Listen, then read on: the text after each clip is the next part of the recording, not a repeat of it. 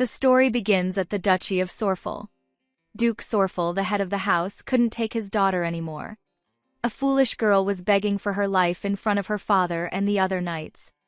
She was a wicked woman whom everyone despised, and even her servants mocked her. All she did was irritate others, and even the cause of her death was foolish. It was because of her brother's greed for revenge. The person who was with her, kneeling in front of her father, was the second son of Duke Sorfel, Ravi Sorfel. Dying for the sake of her brother's vengeance was a pathetic way to go. The Duke stated that he couldn't overlook her offense this time, as the two dared to scheme against his eldest son. While the daughter begged for her life, the head of the house didn't hesitate to get rid of them.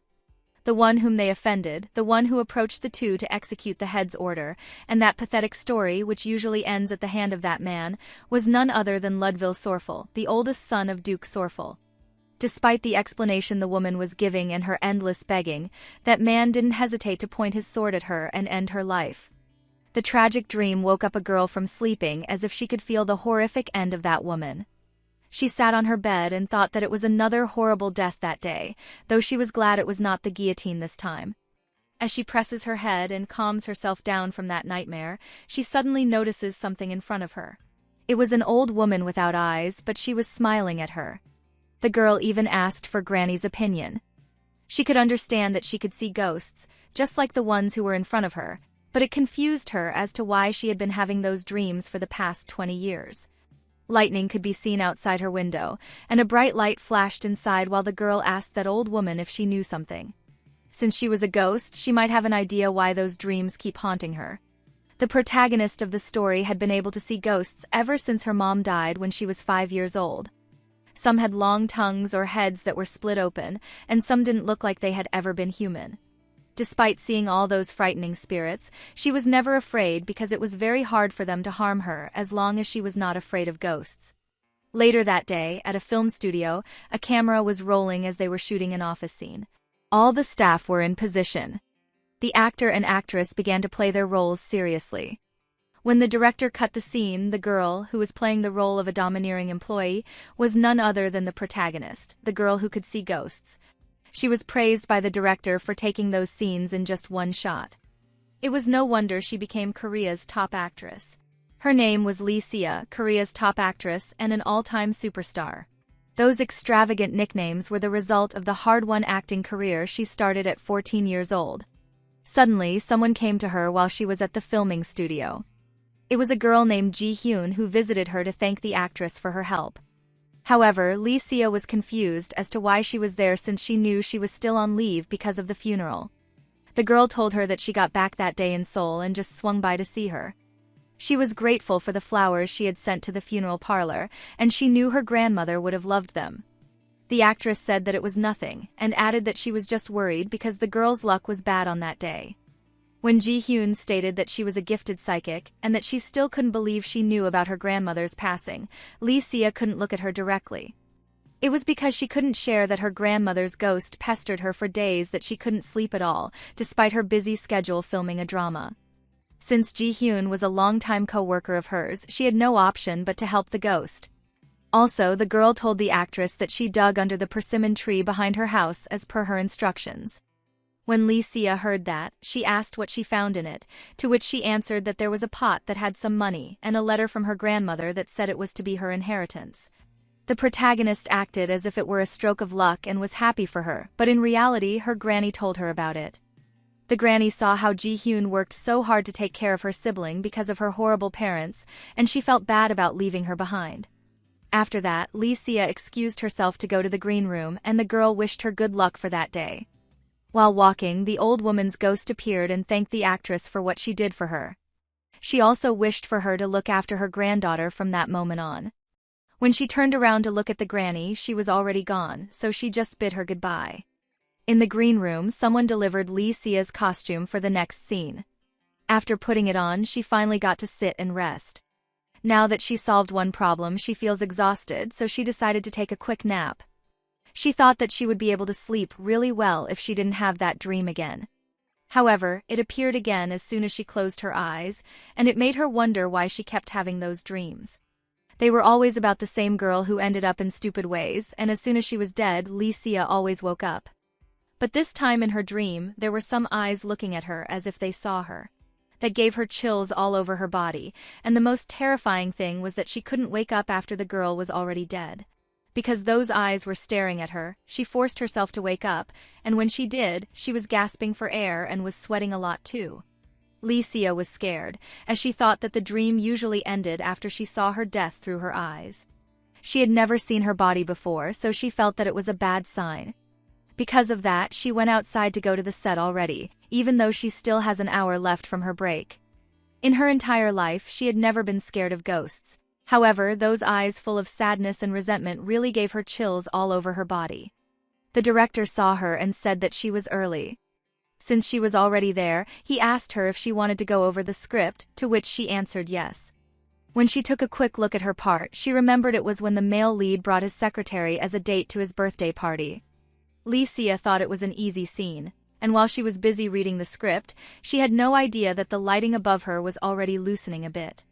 A moment later, someone noticed it swinging so suddenly, and then warned everyone to watch out as if it was about to fall to the ground. However, despite the warning, an accident happened that greatly shocked everyone present in that studio. The actress, Licia, was hit by it, and they immediately called an ambulance for help. She had no idea what had happened, and her vision was starting to get blurry when she looked above her. The last thing she saw was a ghost that looked like her, and it was smiling at her after that incident.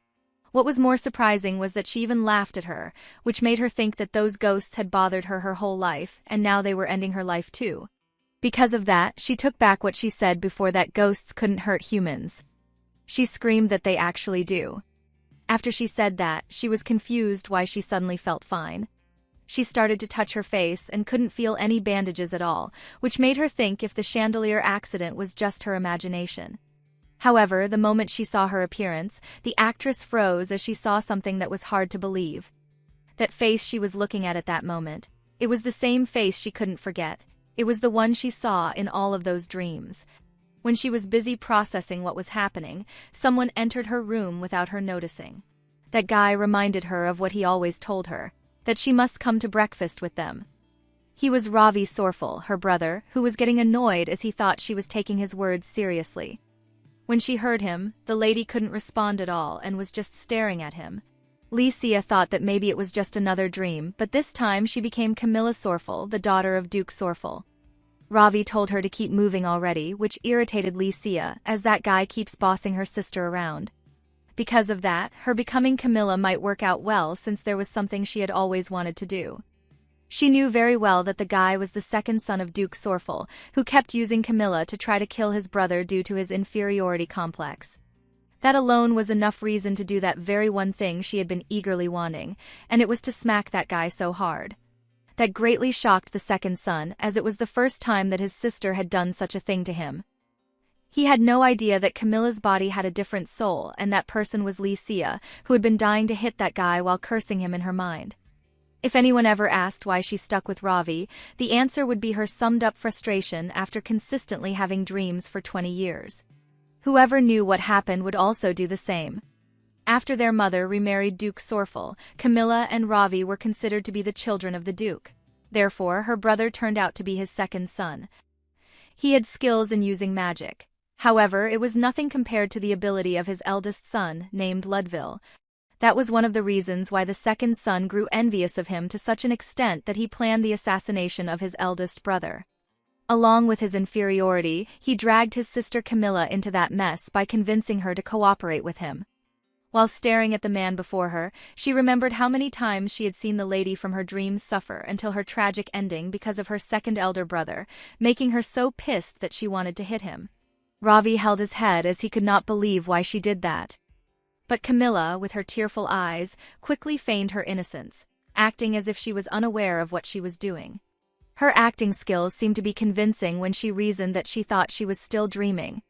As their eyes remained on each other, she was silently challenging him to do something in return after she said her reason.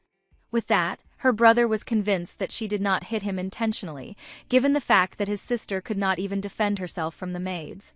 However, upon getting hit by her for the first time, he wondered if she naturally had that strength to make the pain on his head remain. As he decided to let it pass, Ravi turned to exit while instructing her to dress properly and come down. He even blamed her for making him late after minding to call her. Hearing his remark only made her blood boil, as she did not know that he was concerned about punctuality. That heightened her hunch that he was trying to gain praise from the Duke. However, no matter how hard he tried, he would still lose in the end. They were silent as they went out. Only their footsteps could be heard throughout the hallway. While striding, she could not help but wonder if she was still in her dream. There were many times that she saw Lady Camilla had opportunities to strike Ravi. She could only watch and was not able to do things that she wanted to, just like punishing the second son. But her current dream was different. She managed to do it a while ago. That made her wonder if the ghost she saw before she lost her consciousness, who also looked like her, was connected to her current situation. Later on, they reached the dining area where the Duke was waiting. As they entered, she noticed that the seat of Ludville was empty. Therefore, she concluded that the period of that time was during the rise of the Western Rebellion. It was the feat of Ludville, where he victoriously returned as a conquering champion. However, that only deepened Ravi's envy and jealousy. She stared at her brother as he took his seat. She was certain that things would be difficult for her if she remained inside her dream. Her glance turned to the Duke, and she remembered how many times her life had been taken away in front of his cold eyes. If she did not do anything, she knew well the kind of fate awaiting her. The silence was disrupted when the Duke commented on how late she was. Ravi nervously responded, but he could not even utter a word. But he was taken aback when he heard Camilla apologizing calmly, claiming that she had trouble sleeping last night and overslept the next day. The Duke just stared at her, as he did not expect her to respond that way when she was usually silent throughout their meals. It felt like there was something strange about how she acted that morning. Later on, the maid arrived with their meals. As her breakfast was served, the maid whispered, wishing her to enjoy her food. But as she left, she chuckled smugly while glancing at the lady. It seemed that she was expecting something terrible to happen. The truth was that Camilla was being bullied by her maids to such a point that they were messing with her even during her mealtime.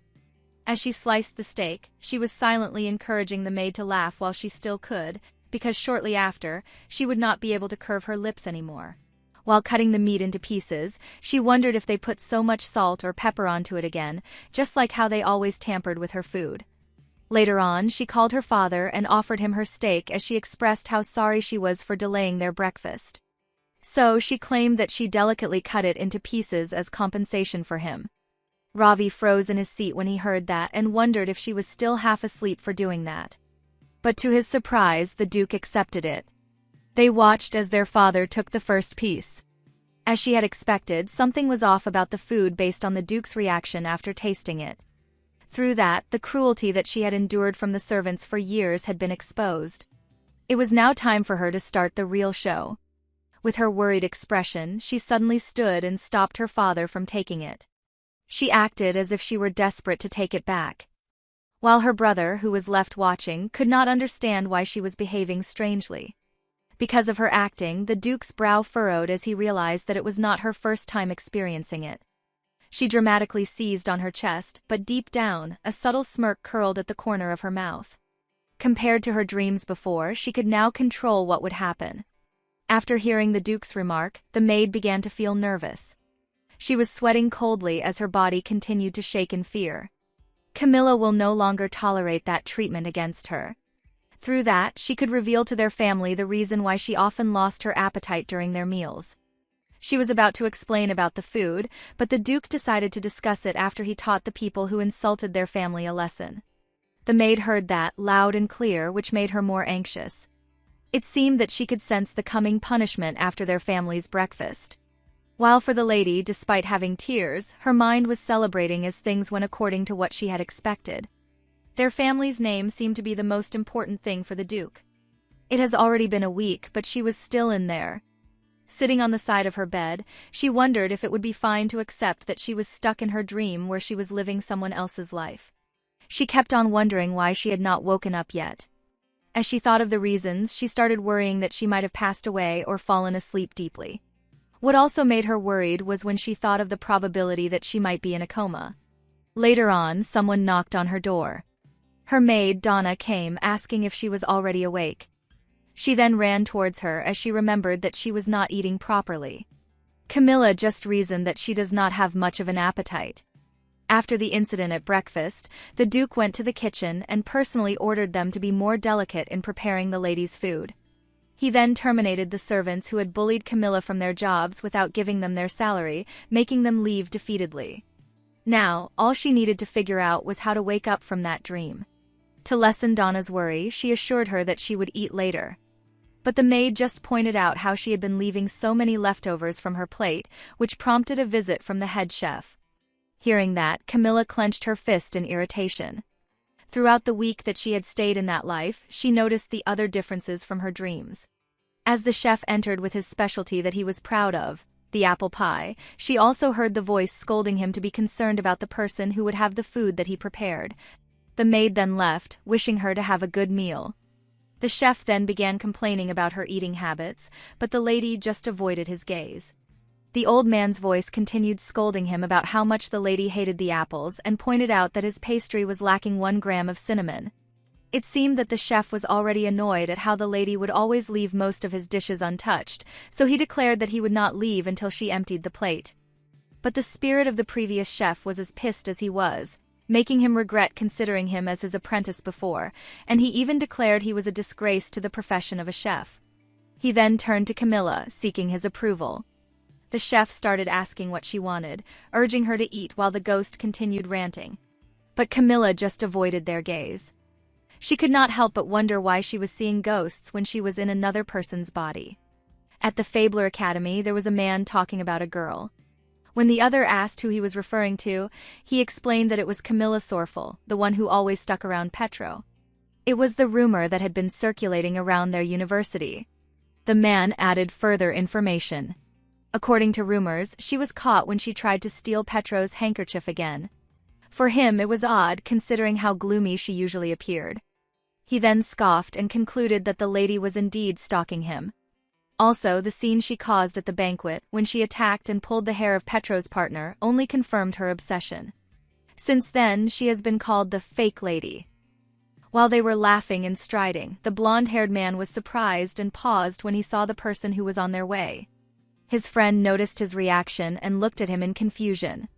Before they could be seen, he immediately urged his friend to take another way as he started to tremble and get sweaty in nervousness. He then whispered to him, asking if he did not recognize the man from a while ago, who was called the crazy guy. That person was from one of the 3 great noble houses of the empire, Alshan Sephra, the eldest son of Duke Sephra.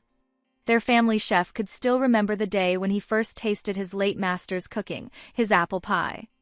He felt delighted and wanted to become a good chef like him. Because of him, he learned how to make an apple pie and chose to stay as his apprentice.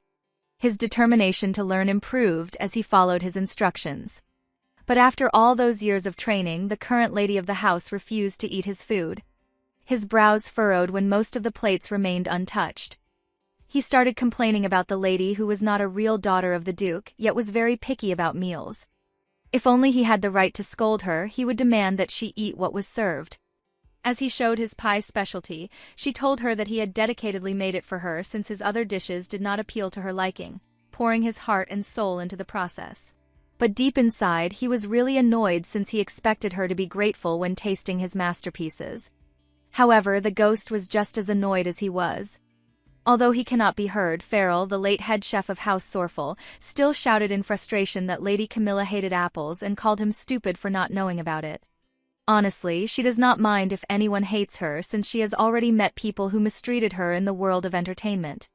Her gaze turned to the ghost in the room, wondering what was wrong with him to be that loud while scolding the current chef. His glare remained, so Camilla reluctantly agreed to try his food, even just for a little, making the ghost halt and stare at her. They watched as she tried it. But when she put down the fork, the current chef was taken aback when she suddenly said that his pie tasted awful and she did not want to try any more of it. The chef could not believe that she would remark that way, questioning if she knew the kind of pastry that she had just eaten. It was a treasured recipe that was passed down to him by his mentor. But he was halted when she pointed out that the pie was lacking 1 gram of cinnamon, clearly retorting to him if he really knew the basics of baking. More importantly, she reminded him to consider the preferences of the one eating the food, just like her, who hated apples. She then added that if no one would eat his dish, then it was definitely trash. Her words reminded him of his late mentor's lectures. He used to say those words to him when he was still living. As he accepted her complaints, he decided to leave and told the lady that he would return. Camilla just smiled at him and waved as he left. She then glanced at the ghost, telling him to leave as well. The spirit of Farrell was taken aback when he realized that she was talking to him, and he could not believe that she was able to see him. But the lady just returned to her bed, saying that she was going to sleep. After that encounter, he immediately shared it with his friend, who was also a ghost like him, insisting that he should believe him. The other calmed him down and urged him to begin his narration from the start. The late chef told him once again that the girl who was lying on the bed spoke to him. The other ghost was the late butler of House Sorfel named Darren. He figured out that he was referring to Lady Camilla. Upon hearing how he called the lady, Farrell inquired about his way of address when he was no longer the butler of the house. But he just simply replied that even though they were not living anymore, they still should not forget about their life before. Going back to their topic, Darren inquired if the late chef was not just imagining things since the young lady had never previously displayed any indication that she could see them. Farrell insisted that they make eye contact, but for the late butler, it was only natural since they could remain watching her. The late chef eventually gave up, and Darren invited him to play chess with him. Days had passed, and Camilla was still struggling. It seemed that she was indeed stuck living the life of someone else. The two ghosts were just watching the lady who had been stressing out for days. After trying everything to wake up and return to her life, she thought that her only resort was to think of a way to survive, but she did not know what to do anymore. Later on, she suddenly slammed the table as she figured out that she had to fix her reputation. In her dreams, where Camilla did not meet her tragic end for joining in Ravi's plans, she was still convicted for the false accusations against her. There was nothing she could do to change what the lady had done in the past. All she could do now was to make a good relationship with Duke Sorfel. While she was thinking, the ghosts were just observing her. Later on, the late chef started to bother her again, insisting that he knew that she could hear him. But her mind focused on thinking about what she must do. She considered saving the reputation of their family that Camilla once ruined. Yet the ghost remained persistent, urging the lady to look at him. The lady still ignored him and thought about the hair-pulling incident that happened at the party, which was one of the circulated rumors about her. The ghost never stopped and continued calling her attention. Due to his disturbing presence, Camilla could not hold it anymore. She suddenly glared at him and shouted, "What was the point of seeing them?" At that moment, he finally proved that his claim was right. Darren was visibly surprised that the lady could see them. But the lady was in a rage and ordered the ghost to leave her alone, as they were making her lose her sanity, especially since she could not focus on thinking of her way to survive. She even clarified that if he requested her to tell his final words to the living or fix something for him, she would not help him. But when she looked at them, she realized that they were not listening. They remained fascinated by the fact that she could see and communicate with them. She then realized that if she failed to fix her situation, she might end up like the ghosts she was seeing before her. The chef remained jolly despite seeing her stressing out and showed her how stretchable his face was. When her reaction did not even change, they remained staring at her. As the lady sat on the side of her bed, she wondered how she was able to know the likes of her stepfather. Later on, her attention was caught when one of them offered to help her.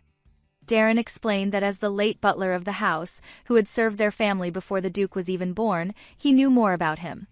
Farrell then added, as the late chef, that making food for him when he was younger was quite challenging yet fun. As they asked if she wanted their help, Camille was astonished that those figures would become useful to her.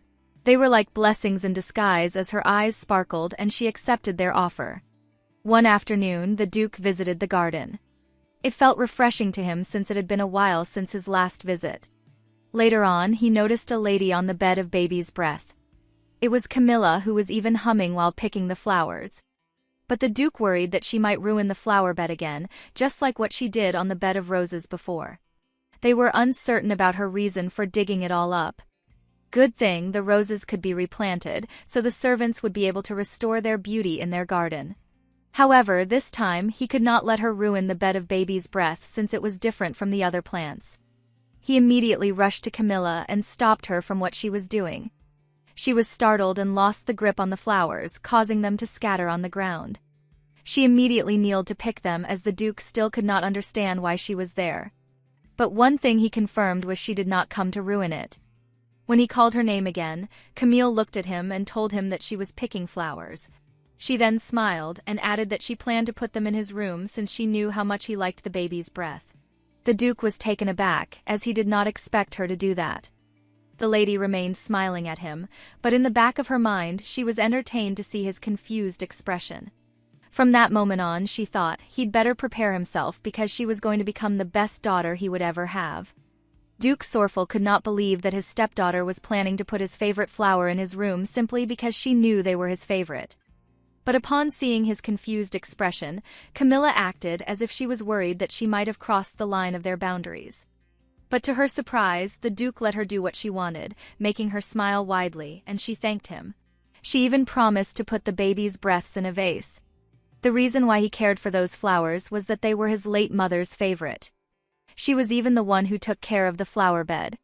Therefore, as the one who grew up in the care of his mom, he also loved the baby's breath flower.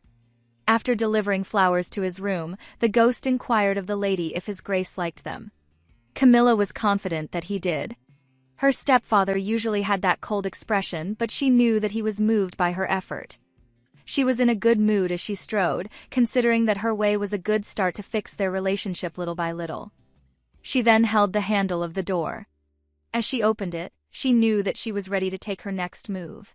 After a week, Duke Sorfel received a report from his aide Zector at his office. He proudly announced that Loveville had made another achievement in the battle. While praising the honor of his son, he was taken aback to see the Duke did not seem interested in his words. When he was just about to hand him the report, he noticed him staring blankly at the table.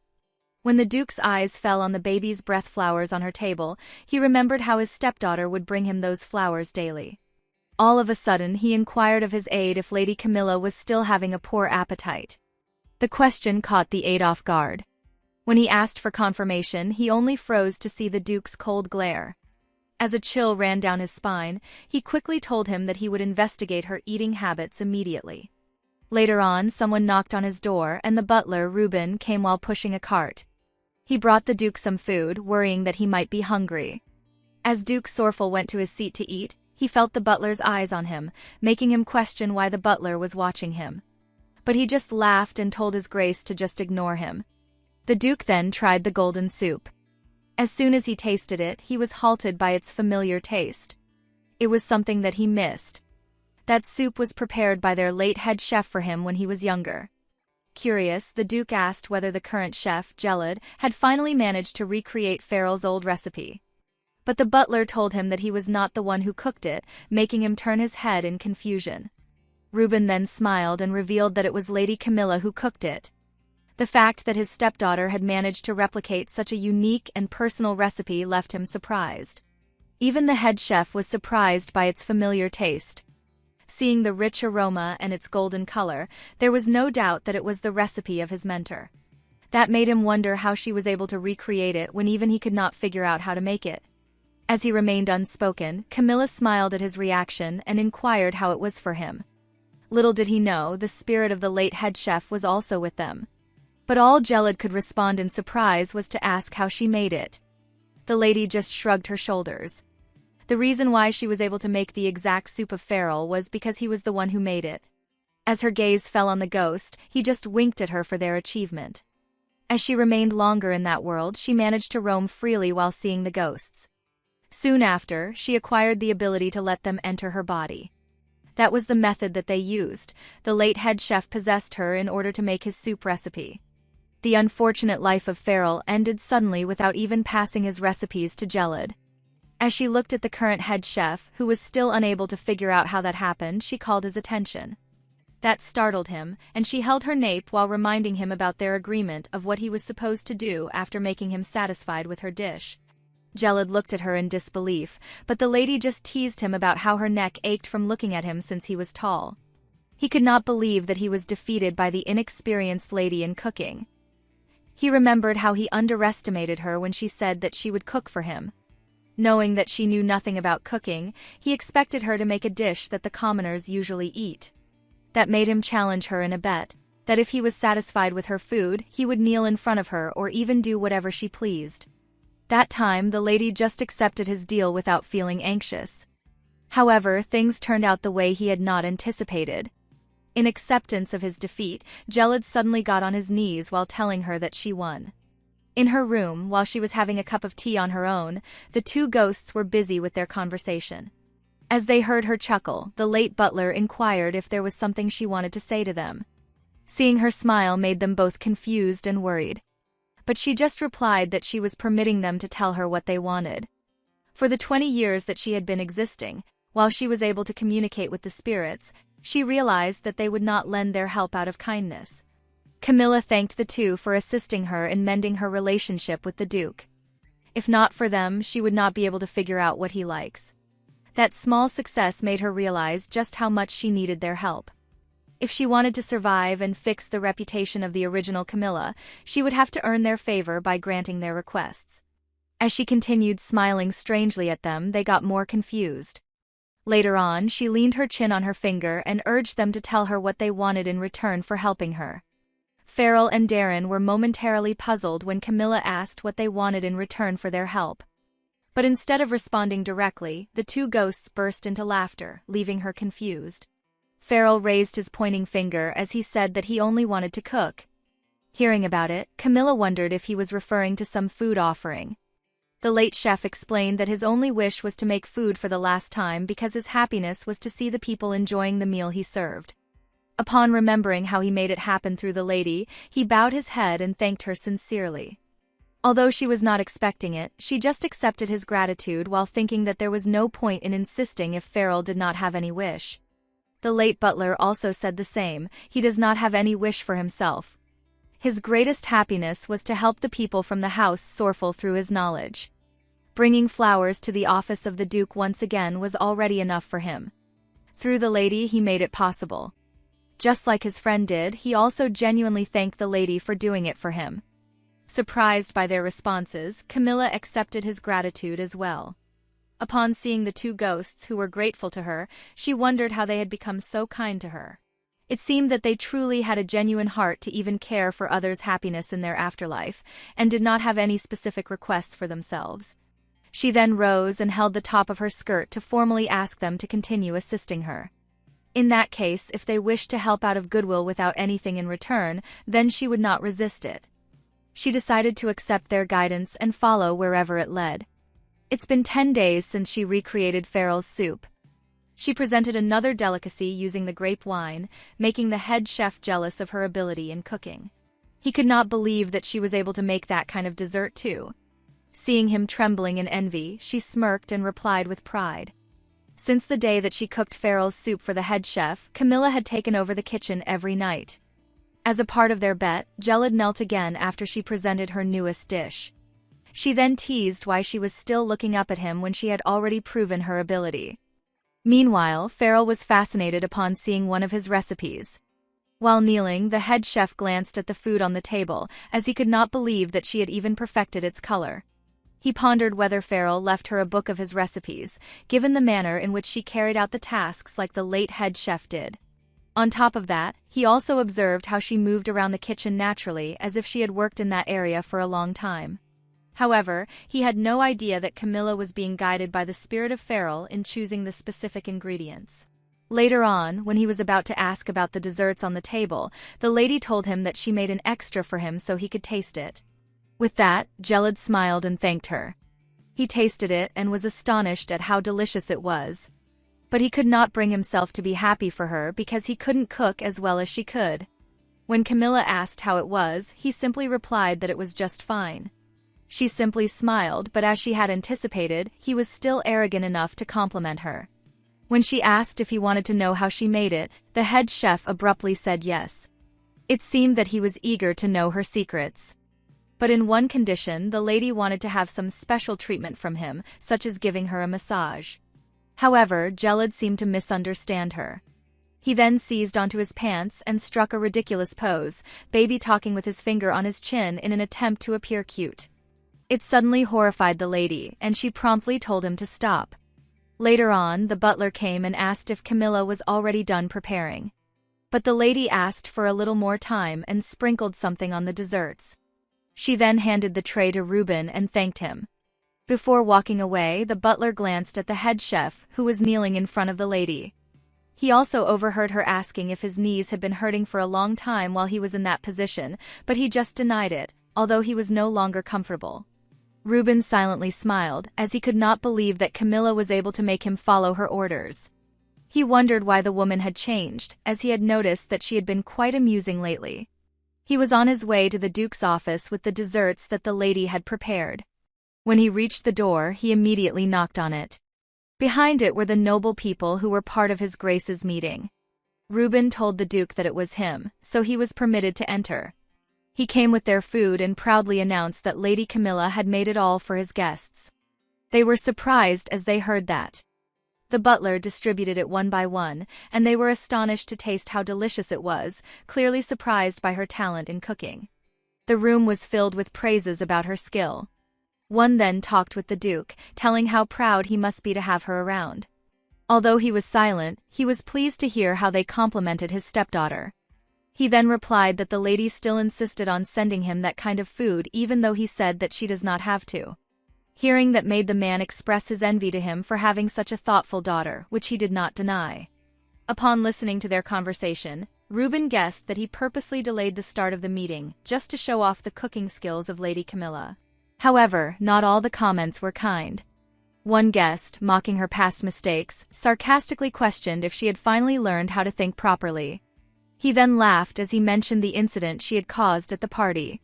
For him, the lady must have regretted giving her stepfather some delicious food. The others, who had heard him making such a remark, suddenly felt chills as they worried that it might make the Duke mad. His proud expression was no longer written on his face, making the room filled with tension. Suddenly, the Duke pointed out how the man once said that he disliked drinking wine. Since the dessert contained it, the Duke refused to let him have it.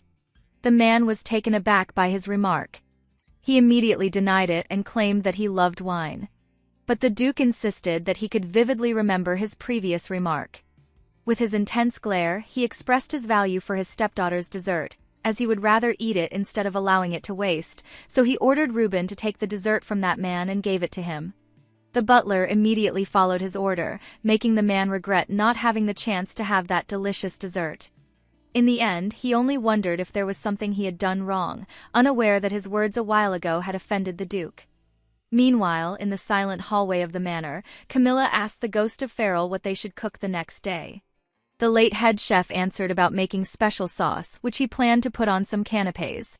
The lady was thrilled to hear about it and wondered if they were intended to be sweet or savory. As she continued striding, she was halted when she noticed someone hiding behind the wall. Ravi was startled when she recognized him, asking what he was doing there.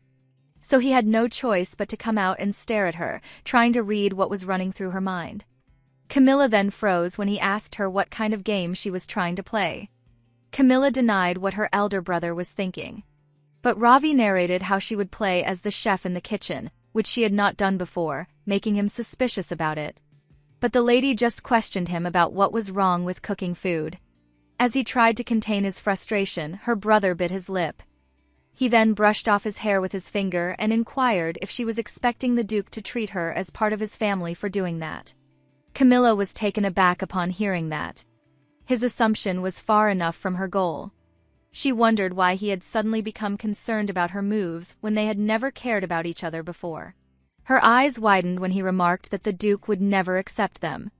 Hearing the intensity in his words, she realized that her good works must have reminded him of how he did his best when he was younger to win the Duke's favor. Ravi told her to stop wasting her time by exerting her efforts for the Duke, but she simply replied that she was aware of that. Hearing confusion from his brother, she clarified that she knew very well that the Duke does not care about them. Still, he did not understand his younger sister. But before he could finish his words, Camilla suddenly passed him by, telling him that she was already going to sleep. But the lady was stopped when she heard him demanding her explanation. She then told him that her effort was for her to live longer, making it more meaningful than ever. Her words only left him in deep confusion. Her reason was for her sake, not to have a family. The idea of living happily with a family had already shattered a long time ago, just as the harsh words shattered her like a broken glass. Since then, she believed that she did not need one. The next morning, while she was silently having her cup of tea, the two ghosts were just staring at her. They were unusually silent, therefore she felt that they had something to tell her, so she urged them to spill it out. Darren then brought up the topic of her words last night.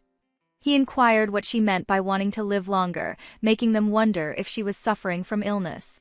While Farrell expressed his dispute about her passing away, since there were still many dishes that he wished to cook with her. Camilla knew that they would not believe her if she told them that she was just preventing her tragic demise that was originally fated for her. They might think that she had already lost her sanity and dump her. So she just told them that the end was inevitable for all humans. As someone who lived as one of the top stars in the modern world, she made herself look natural as she said that. Due to her good acting skills, the two appeared to be convinced. Later on, she suddenly remembered something. Since the ghosts could freely roam around the entire house, there would be a chance that they knew where that important thing to her was buried. She then called for their attention as there was something she needed to ask them, and they urged her to proceed. She inquired if they could still recall the mess she made on the bed of roses. That incident was not intentional. The reason why she dug up the flower bed was that she wanted to find the ring that the insolent servants hid. Camilla cried while looking for it, not minding the dirt she could get, while the servants were laughing because of her suffering. But that only put her into punishment by restricting her from going out of the manor. She did not even dare to defend herself, making everyone think that she was truly an unruly child who always caused problems without a reason. The Duke caught her in the act, so he immediately went to her, fearing that she might destroy his cherished baby's breath too. The two ghosts told her the exact location where they hid the ring, and she started digging for it. As she saw the ring, she held it tightly, feeling the frustration she felt whenever she saw that scene in her dreams, but she was more annoyed at Camilla, who let herself be mistreated and fooled. After retrieving the ring, Farrell told her that she should have asked them for help during that time. He then inquired why she pretended that she could not see them, but Camilla just explained that she was so furious that she had failed to notice them. Later on, Darren suggested assisting her if she wanted to take revenge. One of the perks of being ghosts was that they could make everything possible. She had not expected them to suggest something villainous. But she refused that offer, assuring that she could handle it on her own. She then thanked them for helping them find the ring. The ones who wrongly played her were the three servants. If she were to take her revenge, they would have no right to complain. After all, they were the ones who started it in the first place. Later that day, the three servants were called into her room. The two maids were surprised to see that their ally, George, was called too, making them wonder why she summoned them. They were reluctant, yet they still came. One expected that the lady would start to be mean to them since she had managed to make a good relationship with the Duke. But the other maid doubted that their bond would last longer. She even showed her earrings, willing to bet that the lady would fail on her fit, which would ruin her relationship with His Grace. But when they opened the door of her room, they were horrified to discover her lying on her bed. They had not expected to see her pale skin and hand hanging on the edge of her bed, while the pills were scattered on the floor, making them scream in terror. George and the other maid embraced themselves as shivers ran down their spines, while the other one just fell on the floor. She was urged to check the lady, so she slowly drew closer. Upon seeing the pills, she just covered her face, terrified by the thought that Camilla used them to take her own life. She then ordered the two to lock the door immediately. Although they were confused, they still followed her. A moment of silence filled her room. Later on, the blonde-haired maid inquired with her shaky voice if the lady indeed took away her life, which George thought too. The other maid, who was closer to the body, was halted when she saw a sealed envelope on her table. As she opened it, the other two went closer to see what was written on it. From the letter, Camilla wrote to her father and to her family. She explained the truth behind the flower bed incident. She revealed that she had been searching for her mother's ring, which had been intentionally hidden by three of her own servants, George, Alice, and Anike. She also narrated that she was embarrassed by the fact that she had been experiencing mistreatment from those servants. As her final wish, she begged her father to deliver justice on her behalf. If His Grace knew about it, they knew the kind of torment that they would suffer. The only thing that they thought to do to avoid it was to destroy the letter before anyone else saw it. Otherwise, there would be no tomorrow for them. While they were anxiously thinking about what they should do, the lady opened her eyes. They were startled when they heard her questioning how they still had the nerve to rely on luck. The way she smirked with a bloodstain on the side of her lips made her look more threatening. She also questioned if they still considered themselves fortunate for being the first to find her dreary note. None of them could speak. Their widened eyes remained on her, and they could not even utter a word but to scream in fear. Camilla smirked as she swiped the stain on the side of her lips while watching the servants' reaction. They stood frozen, uncertain whether they were seeing her ghost or if she was truly alive. She then calmly asked them if her performance had been convincing. They were more surprised to hear it, infuriating one of the maids as she felt like the lady was playing with them. Camilla then continued, urging them to consider it as a real scenario. She explained that the other servants were already used to seeing her in the kitchen every night, and if she had not appeared there at that time, someone would have gone to her room and found her unconscious with a note on her hand. Since she had already deceived the three, she was confident that she could also do the same to others. The maid was so pissed and inquired if her explanation meant she was threatening to blackmail them. But for the lady, doing that was only for those who needed something from someone. Their situation was far different from that. She does not want anything from them.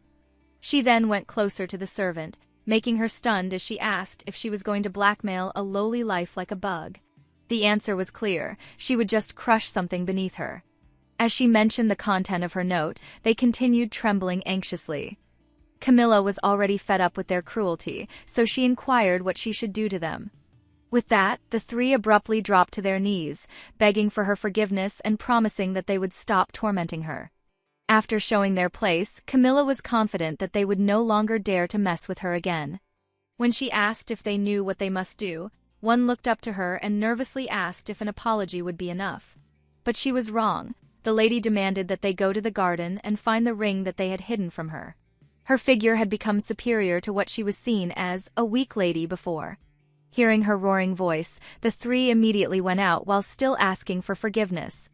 Camilla sighed when they left her room and watched them from the window. What happened left her drained, but she couldn't deny the relief she felt after playing the villainess. When she sensed the ghosts approaching, she glanced at them and saw their reaction to what she had done. Darren and Farrell praised her acting.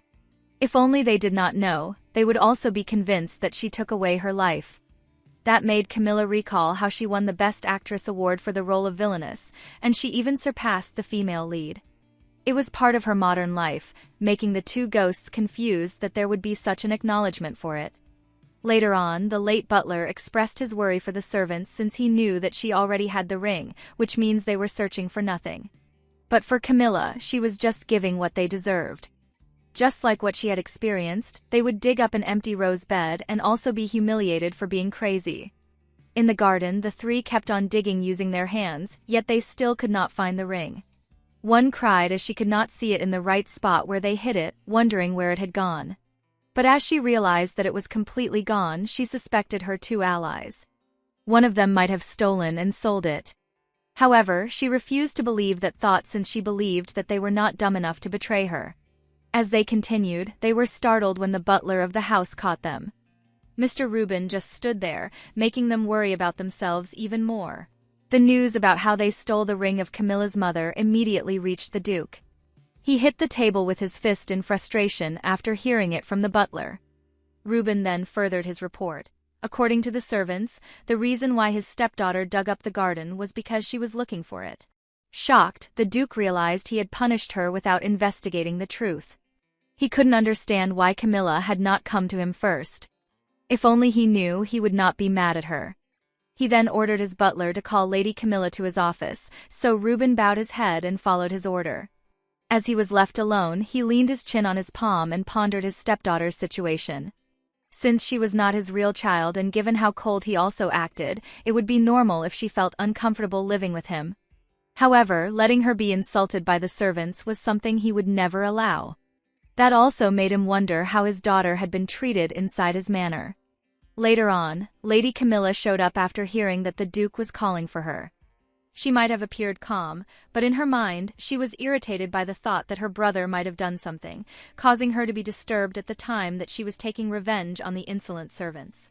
The Duke then inquired why she did not tell him about the lost ring of her mother. Camilla was surprised when she heard that, and he even continued questioning why she did not give her explanation to him.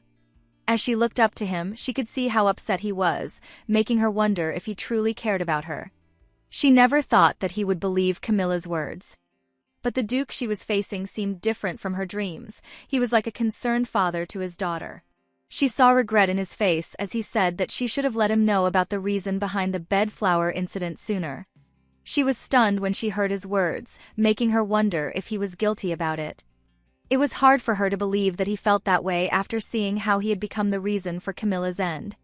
She witnessed it multiple times in her dreams, even the way he coldly walked away, turning a blind eye to his stepchildren. Although she had made some improvements to their relationship lately, she still could not consider that they were close enough to make him care for her that much. The Duke just stared at her as he waited for her answer. She then explained with tearful eyes that she does not want to bother him with his work, so she chose to handle everything on her own, yet she failed. She even said sorry for it, but the Duke suddenly slammed the table, refusing to accept her apology. He believed that she was not the one at fault in that incident. Through the butler's report, he realized that the servants should take the blame.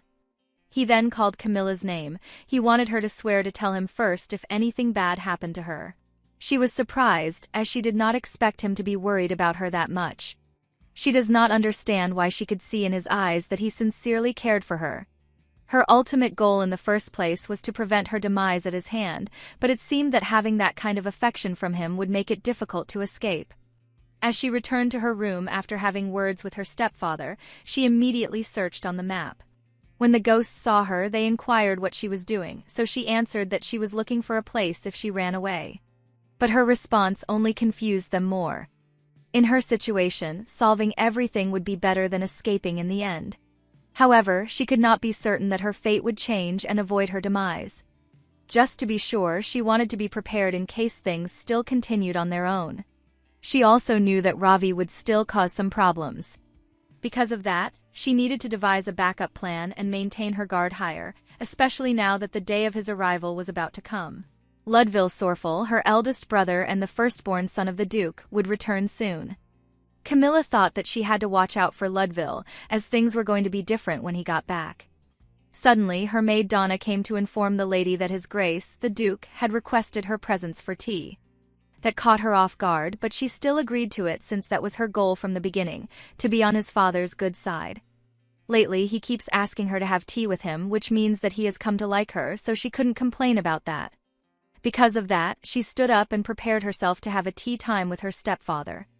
A moment later, when Camilla arrived at the Duke's study, she saw another person whom she didn't expect. It was her brother Ravi, however, he was not the type to insist they have tea together. Looking at him happily, she wonders what he was doing there and what he was up to this time. When Ravi saw his sister, he greeted her with a big smile on his face and told her to have a seat. Since their father was also there, Camilla had no choice but to be polite as well. But at the back of her mind she was already cursing her brother, as he was not that nice to her when it was just the two of them. Judging by his looks, the lady thought that he was in a good mood, so she wondered if something good had happened. The moment she was seated, Ravi immediately shared with their father that he was going to present his thesis this year. When Camilla heard that, she suddenly remembered something. It was time for his presentation already. The mages hold an annual conference at the Mage Tower, and the most talented among them are chosen to give presentations on their accomplishments. Since Ravi has been invited to share his thesis, that means he was one of the elite few. Now she knew why he couldn't stop grinning earlier. Her brother then wanted to invite the Duke that day if he was free. However, before he could even get his answer, someone was running to go to His Grace for some news, and Camilla already knew that it would happen. The Duke's aide, Zector, suddenly burst into the room to inform His Grace that there had been a great victory. He announced to everyone inside that Lord Ludvil had found the rebels' hideout and wiped them all out. Not only that, but he was also the one who came up with the plan himself. When the Duke heard that, he was so happy and asked again if it was all true, to which the aide answered yes and said that the report had just been made to the imperial family. Zector also stated that the emperor was most pleased with Lord Ludvil and had personally written him a letter. However, not everyone was happy to hear that, including Ravi. It was clear from his expression that he was cast aside again by the eldest son of the family, and Camilla saw it all with her own eyes. The lady thought that he shouldn't have expected anything and that her brother had the worst luck. She also knew that the Duke would hold a victory party on the same day as his presentation, which would add insult to his injury. Since Ravi couldn't stay much longer hearing those praises, he excused himself from their father's company despite being asked to stay longer. But the second son reasoned that there was something urgent that he must do. The same goes with Camilla, so the two were being excused. The Duke and his aide were left alone in the room, celebrating the victory of the eldest son. Meanwhile, Camilla followed her brother, who was clearly irritated by the news of Ludville. On the other hand, Ravi thought that he didn't spend all that time on research just to be treated like that. Because of that, he regrets his decision and thinks that he should have learned battle magic too. Suddenly, his sister interrupted his thoughts and said that he was pretty impressive. She couldn't believe he would be presenting at the Mage Tower. Ravi didn't see her sincerity and asked if she was making fun of him. However, the lady told him that she was serious, as she knew that only the most prominent mages were allowed to present. She then patted his shoulder and said how proud she was of him, which surprised her brother. The second son was left speechless, as he had longed to hear those words from his father for so long, and he heard them from his only sister instead. It made him wonder what was really wrong with the lady over the past few days. The next day, Camilla's maid, Donna, was pleased to see the lady look stunning in her dress. She even told her that she would be the loveliest lady at the party. Camilla, on the other hand, was speechless. She couldn't help but admire her beauty and had to admit that she really looked pretty in that dress. The two were trying on different dresses that the lady would wear on the day of the party. Her maid was so excited, as she would make her look even better at that event than she does now. The festival was on the day Ludville got back, so he wouldn't have a moment to rest. She knew it was for political purposes, but still she feels bad for the eldest son. It was also for that event that she wanted to make sure she stood out on that day, so she was trying on all of those dresses. Suddenly, her brother Ravi interrupted them and reminded her not to cause any trouble again. Camilla was irritated as he had just come there to lecture her, but Ravi couldn't help but be worried as she had a record. He was about to elaborate on what she did at the last party, but the lady stopped him as she already knew that. She was even proud of what she did and said that she pulled the lady's hair with remarkable control. When Camilla was acting how she did, Ravi wondered where her confidence came from, as she normally wouldn't even be able to speak about her mistakes. That made him think that something was definitely wrong with her. The lady then asked if he had already gotten his clothes tailored yet. Her brother misunderstood that she was actually expecting him to go to that party for the eldest son. However, Camilla clarified that she was talking about his clothes for his presentation. That quite surprised him, as he didn't expect she would actually remember that. Since he was a bit embarrassed, he chose not to talk about it instead, which confused Camilla. He thought that he must be losing his mind because he was actually affected that his sister remembered his presentation. Suddenly, the lady whispered that people would talk if he didn't wear the right thing, but Ravi heard it and said that no one cares about clothes. He just reminded Camilla not to embarrass herself at the party, which she already knew. She even dared to act it out in front of him, which made him worry for nothing. A few days later, the event of the victory celebration finally came, so people were busy with it. It was also the day for Ravi's presentation, so he was on his way to the Magic Tower. He noticed that they were having a festival even outside the manor, and everyone was only talking about Ludville, the eldest son of the Duke. Despite that, he convinced himself not to be bothered by it, as he had gotten that far without his family's help. Later that day at the Mage Tower, the event there had begun, and Ravi didn't have someone with him. One of the attendants there announced to everyone present that the top students would begin their presentations in a moment. Suddenly, Ravi, who was waiting for his turn to be called, was called by someone. His name was Guile, and he was one of the presenters like him. The second son couldn't help but wonder why that man was suddenly acting so friendly with him. The guy asked him if he was ready for that day, to which Ravi answered, more or less prepared.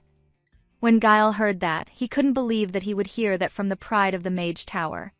The second son asked what he was trying to say, but their conversation got interrupted when someone called that man. It was his family who were cheering for him and couldn't wait to see his speech. Guile waved at them and happily thanked them as if he were showing off. He then took a quick look at Ravi to see his reaction since he knew there was no one coming for him.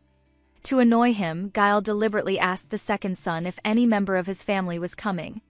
He mocked him, as he knew no one would be there for him, and said that most families wouldn't miss that event for the world. Ravi now knew that the reason he approached him was to mock him about his family's attendance. He told him that it doesn't concern him, but Giles said that he feels so bad for him as his friend. To annoy him more, he shared the rumors that he heard, and it was about the real son of Duke Sorfel who had returned. He was certain that no one cared about the fake one. That was why the second son was alone in their event, which irritated Ravi. Suddenly, he looked at him seriously and raised his hand towards that man. Giles, who got scared easily, guarded his face with his hands. However, Ravi just put his arm on his shoulder and asked if bragging about his family was all he could do. That greatly surprised the man, as he was expecting him to lose his composure by provoking him with his family matters. The second son also shared a rumor. He heard that the teachers really helped him out with his thesis. To annoy him more, Ravi told him that money was pretty great, so he should keep his family close to him since he didn't have a single other thing to brag about. The reason why Giles came to Ravi was to annoy him, as no one in his family was there to support the second son, but it seems like he didn't succeed, as he was the one getting more annoyed with just a few words from Ravi. Suddenly, their fight was interrupted when everyone's attention turned to the guest who had just arrived. All eyes were on her as she looked stunning and beautiful in her red dress, which surprised the second son. In her past life, when Licia was eating alone, one of the adults saw her and asked if the child's parents had not come, but the other said that the child basically didn't have parents. He knew her dad was that man who was all over the news, the one who tried to end his family and then himself. The kid's parents always fight because of her. Her dad doubted his wife and always questioned if he was the real father of the kid, but the mother just tried to calm him down to avoid the neighbors from calling the police. Licia was still so young back then, but she always heard everything they argued about, especially when her father said that she was not his real daughter because he always hated her so much. Whenever she saw Ravi and Camilla, she thought of her own past, as there was a time when nobody noticed or loved her either. She suddenly remembers that Camilla, compared to Ravi, always had Donna, her personal maid, who was kind to her. The lady then takes her seat to support her brother while thinking that if she had not become an actor and grown beloved by her country, she might have suffered as much as Ravi and Camilla. The second son was still in disbelief when he saw his younger sister. On the other hand, the lady, with her confident look, wanted to show her brother that she was there to fully support him. Ravi was still confused as to what was going on when the host called for him to come forward. When he was looking at some papers before starting his presentation, Camilla couldn't help but think that she was still mad at Ravi for using Camilla. However, she was worried about him being alone in his own family, just like she was back then when she was still Licia. As he started, the lady smiled and wanted her brother to know that she had always been rooting for him. She wants him to ignore losers like Giles, who was in the corner and unworthy of his time. Unlike in her dream, Ravi now had a smile on his face while presenting, as he knew someone was there to support him. Licia had watched him and Camilla for over 20 years, so she was sure it was okay to intervene that much. The sun was about to set when the event at the Magic Tower ended. The lady was waiting for her brother outside the building. When he came out, he still needed to hear from her as to why she came there. But more importantly, he was a little annoyed because of the way she looked, which caught everyone's attention earlier. In the back of his mind, he admitted that he felt great when he saw Giles get all upset and mess up his presentation, but he was still confused about his sister's action since she didn't care so much about her looks before. That made him think that everything about Camilla was so different. When she answered that she didn't know why she came there either, Ravi was confused even more. He got a little irritated because her answer didn't make sense at all. The lady honestly told him that she came because she wanted to. Ravi gave up getting an explanation from her, while Camilla was annoyed as he could just thank her for running over there. Since the event had finished, and the second son didn't want to argue anymore, he invited his sister to go home now, which surprised her. He was not just telling her to go back, but he was inviting her to go home with him. The lady didn't expect that from him since the two of them had just been arguing earlier. But it doesn't seem so bad at all for her, as he was acting like he had always been waiting for her. She then went along with him and teased her brother by saying that the front of his head was prettier than the back. Even though Ravi didn't know what she meant by that, Camilla was happy that she got to have that kind of conversation with her brother. That night at House Sorfel Manor, the Duke was talking with his first son, Ludville. He was happy but at the same time felt bad for his son, as it must have been hard going to the party as soon as he arrived. Ludville, who had no emotion on his face, told his father that it was nothing at all for him. The Duke then felt apologetic that they were 2 family members short because of Ravi's presentation. He also admitted that it was his fault for not considering that. After saying that, he let go of his son to have some rest already, to which Ludville agreed. While walking in the hallway, the first son had something on his mind that kept bothering him. When he looked out at the window, he saw his stepbrother, Ravi, and stepsister, Camilla, walking together. The 2 just got out of the carriage, and that made Ludville wonder if Camilla really went to the Mage Tower to support Ravi. It was the first time that his sister acted like that, as she was not active before, so the first son found it very interesting. It was already night when Camilla and Ravi arrived at the manor from the Mage Tower. As soon as the lady got down from the carriage, she heard the noise inside, so she knew that the party was still going on. She couldn't help but think about the eldest son since she was so desperate to avoid him that she even ate dinner out. Suddenly, Ravi told her that he was going to spend a few minutes at the party, and asked if she was going in as well. However, the lady didn't want to and just reasoned that she was already tired, so she was going straight to bed. The truth was, she was not ready to see him yet, as he had caused Camilla's death too many times. The lady knew that Ludville Sorfel did it under the Duke's orders, but she couldn't forget the countless times he pierced Camilla's heart, cut her throat, and did worse things. The next day, as she was picking the flowers, she still couldn't help but think of the eldest son. With the Duke, she could at least tell what she was thinking, but Ludville was impossible to read. Suddenly, she noticed that the flowers were all damp, so she assumed it must have rained last night. However, there was no use worrying about that anymore. If she could just get Duke Sorfel on her side, then she at least wouldn't die. Those muddy garden paths were nothing to someone like her who has been in plenty of fashion shows. When she was busy thinking, she didn't notice that someone came behind her and called the lady's name. When she heard his voice, she already knew who it was. Surprised, the lady tripped as she didn't expect him. Despite that, she managed to balance herself by turning around perfectly as if nothing had happened. In her mind, it was the work of her being the greatest actress to walk the earth that she managed that kind of situation. When she looked at him, she was confused as to why his posture was like that, as if he were ready to catch her earlier. However, she had no idea it was like that and just thought that she was not ready yet to see him. The lady wondered what he was doing there, but since they had already met, she thought that she had better try not to upset him. Because of that, she tried to act happy in front of him and even used the smile of an angel while calling his name. She told him that she was just picking flowers to give him as a welcome home present, so it was a coincidence to see him there. After that, she gave him the flowers she had picked, while the eldest son just accepted them. He was just staring at it, so Camilla thought that he didn't like flowers, as he had no reaction at all. Before Ludville could say something, she had already excused herself and taken her leave, as she was getting anxious around him. Just like that, the eldest son was left alone with those flowers while his stepsister ran as fast as she could away from him. A moment later, the butler passed by Ludville and noticed the thing in his hand, so he asked about it. The eldest son answered that they were a gift, which surprised the butler as it was unexpected. He wondered in his mind who would give flowers to someone as cold-hearted as him, and even the servants who saw him couldn't believe it. The butler then asked for his permission to put those flowers in a vase for him, but Ludville didn't allow it. He explained that they were his, which confused the butler as it seemed like he misunderstood his offer. Because of that, he explained to the eldest son that he was not trying to take them away from him, but still, he didn't give it to him, saying that it was the first time she had ever given him anything while looking at those flowers. When the butler heard the word she, he wondered who it was. However, Ludville avoided his gaze and didn't have any intention to say who it came from, which irritated the butler as he kept trailing off. After that, he didn't want to talk about it and excused himself to go to his room, which the butler just agreed to. While walking, Ludville couldn't hide his happiness, as his sister never smiled like that or called his name so affectionately before either.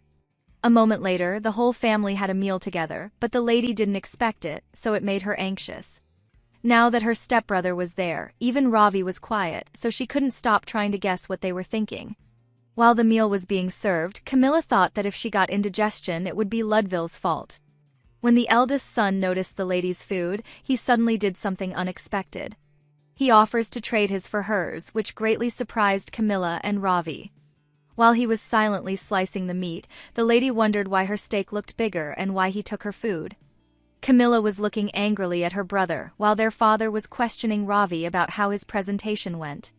The Duke apologized, as he didn't pay more attention to it, but the second son told him that it was nothing, and his presentation went well.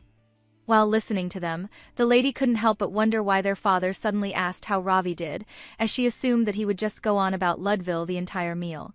After that, the Duke called her name to catch her attention, as he had something to say to her. He told Camilla that it was almost time for the new semester to start, which greatly surprised her. The lady forgot that Camilla was still a student, and she had been on spring break. It means that she has to go through school again. Their father asked if she was sure she was not going to change her course of study, to which Camilla answered that she was just going to give it her best. Thinking about it, she knew that going back to school was going to bring a fresh set of migraines for her. Besides that, there was something that was bothering her when going to that place. It was about the two guys that she wants to avoid if possible. Just the thought of it made her head hurt already. After that topic, he also told his daughter that he received some new chocolates that pair nicely with tea. The lady has no idea what he was trying to say, but His Grace just continued to talk and said that his baby's breath had started to wilt. When she heard that, she told her father that she would come by to bring him a fresh one. It seems like the lady really had no idea what the Duke was trying to say, but Ravi easily knew what it was, so he asked his sister if she didn't know what he was asking. When she asked what he meant, Ravi didn't answer and just let her be. Now, the lady wondered if it was about the chocolate or the tea, or if she was missing something. She thought that she was late to change the flowers because she gave them to Ludville instead, and she often have tea with the Duke when she brings him flowers. However, she still couldn't figure it out, so she just brushed it off and assumed it was probably not important. On the other hand, Ravi knew that their father had officially invited her to tea for the first time and thought that he seemed to really like Camilla now. But a second later, he realized and was surprised by his own reaction as he suddenly felt proud of her. Later that day, at Duke Sorfel's office, Ludville was so focused on reading something. When his father noticed him, he asked what he was doing. The eldest son answered that he was reviewing the list of dessert shops he had been given. He then crossed out some of the list and told the Duke that Camilla doesn't like apples. When their father asked how he knew about it, Ludville just smiled and didn't give him an answer. The eldest son then said that he had heard that some maids were misbehaving with Camilla's food, so he asked his father how he dealt with such situations. Before answering, the Duke was contemplating something since he had never asked anything about his sister. Despite that, in the end, he still answers his son by saying that he blacklisted them so that they could never work again in his land or for any other noble family. He then ended that as they had to discuss more important matters. It seems like he failed again, which made his expression change. Ludville then bowed his head and apologized to him, but the Duke told him that it was not his fault. After hearing that, the eldest son gets something beneath his clothes and gives it back to his father. It seems like it was a pendant to locate their family's divine beast, but Ludville failed again to trace it. In the Fabler Empire, there were 3 houses called the 3 Great Guardians. There was House Sorfel, which was represented by a white tiger. The second one was House Sephra, which was represented by a black wolf. And the last one was House Zevalon, which was represented by a red eagle. House Sorfel should also be in possession of a divine beast, but when a previous Duke of Sorfel died suddenly by poison, he couldn't tell his successor where the next divine beast would be born. The Duke thought that most people still respected the family, but the other 2 great houses were keeping them in check. For 3 generations, they have tried to find it with that pendant. However, there was still no luck, so it made him wonder if it was time for them to give up already. When His Grace was lost in deep thoughts, the eldest son got worried because he failed again. That made him call his father, as he had been silent for a while now. But suddenly the Duke slammed the table as he was still determined to find their divine beast.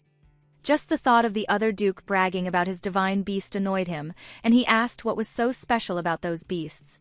He then instructed his eldest son to keep searching for it, which he obediently obeyed. Meanwhile, Lady Camilla looks like she was not feeling well and was feeling sick in her stomach. Suddenly, she got interrupted by the late butler of House Sorfel, Darren, who showed up out of nowhere. When the lady asked what he needed, the butler answered that there was someone he would like to introduce to her. After hearing that, she assumed they must be ghosts too, to which Darren happily said that she was correct, but then the lady told him that she didn't want to. When the butler tried to convince and explain it to her, Camilla thought that he sounded so determined.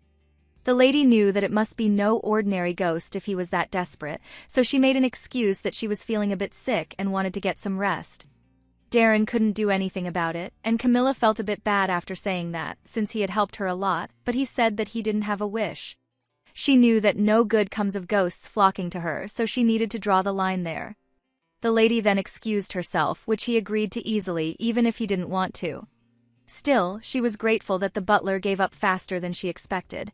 However, she had no idea that it was just the beginning of his pestering of the lady. Wherever she goes, the butler suddenly pops out, which always surprises Camilla. Even when she was already sleeping, Darren showed up to ask her if she could meet the ghost, but she still declined. He always took every opportunity he had with her, even if it was her mealtime, just to convince the lady. When she was having her tea, the butler begged Camilla to see the ghost just once, as he really wanted to meet her. He always invades her peaceful time, which makes the lady already annoyed with him. She thought that she was wrong about the butler giving up. When she couldn't take it anymore, the lady shouted at him to stop pestering her already. However, just looking at how pitiful he looks at that moment, she couldn't completely refuse the ghost. Because of that, Camilla had no choice but to just accept it, which made Darren thank her.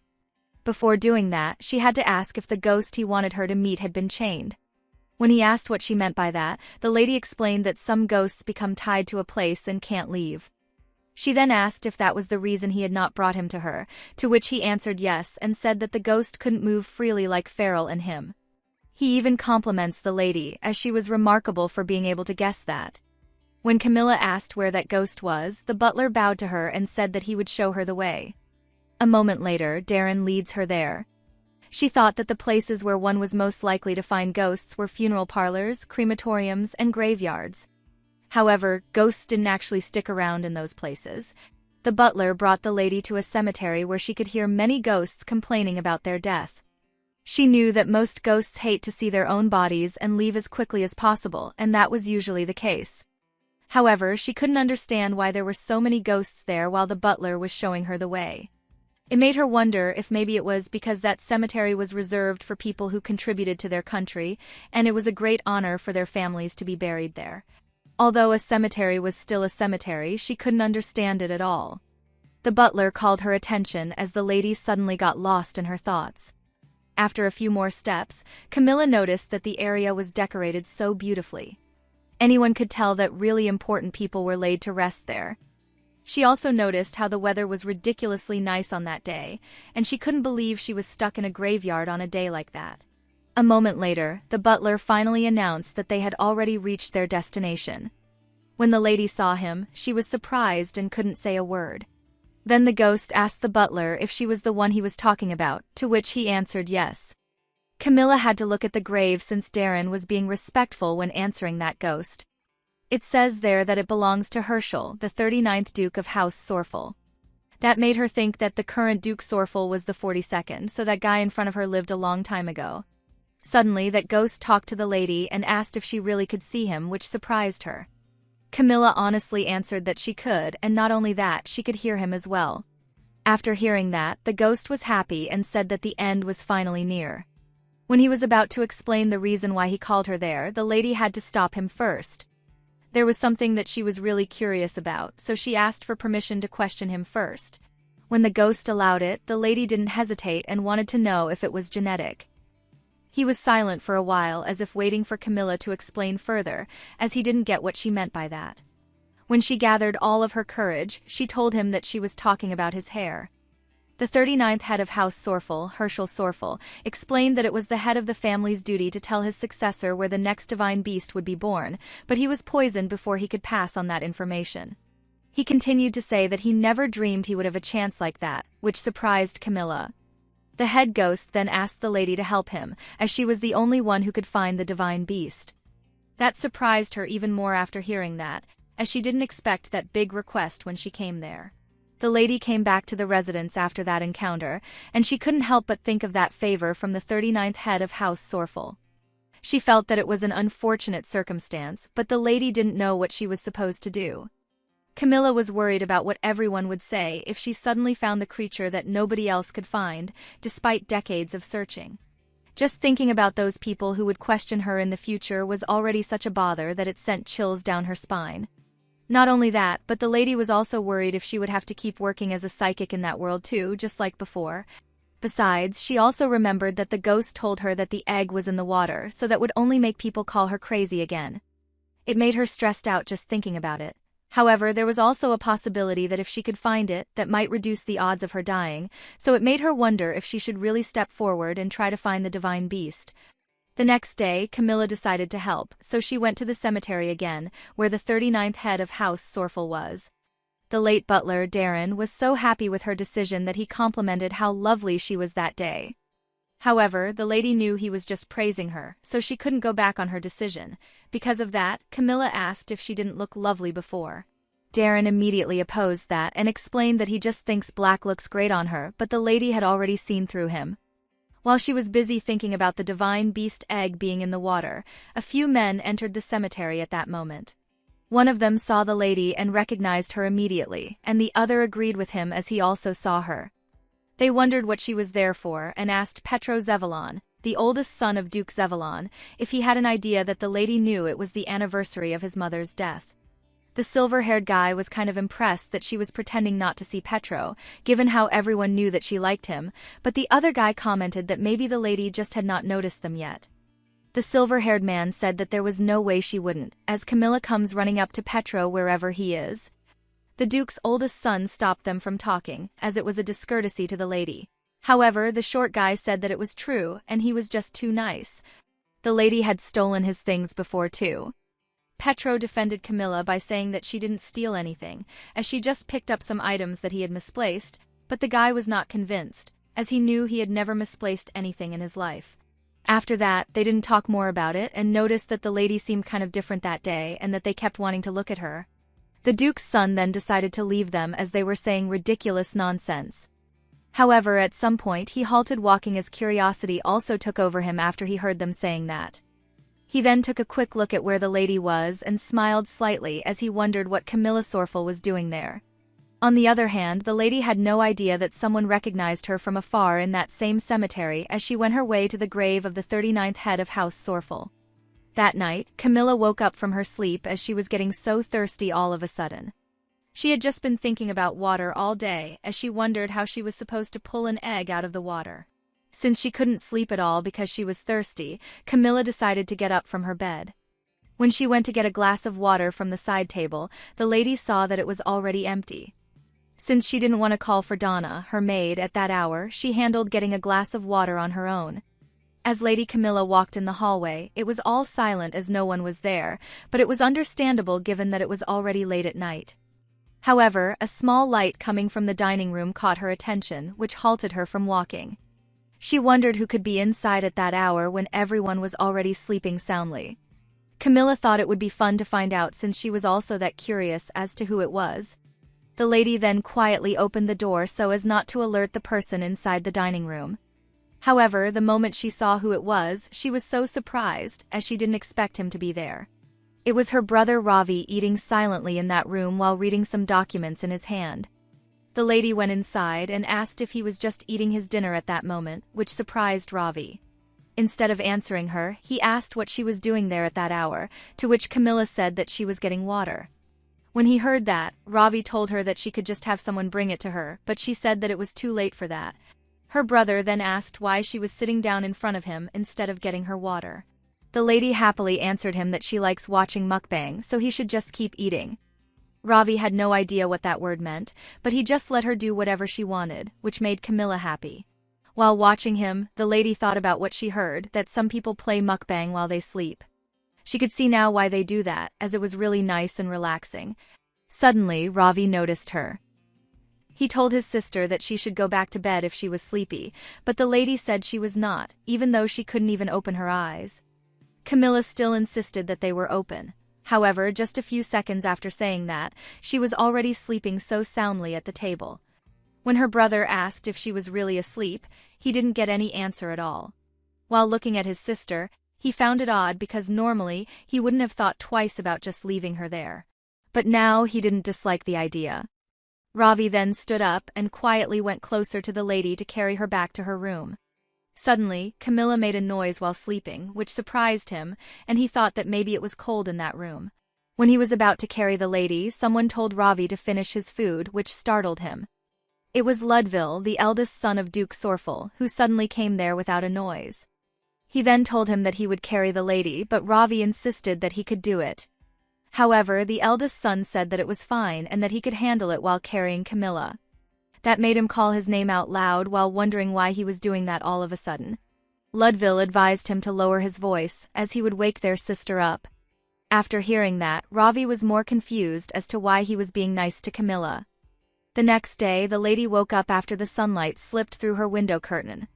When she opened her eyes, she wondered when she had fallen asleep in her own bed. After getting up, she realized that she was now in her room, which became a question for her.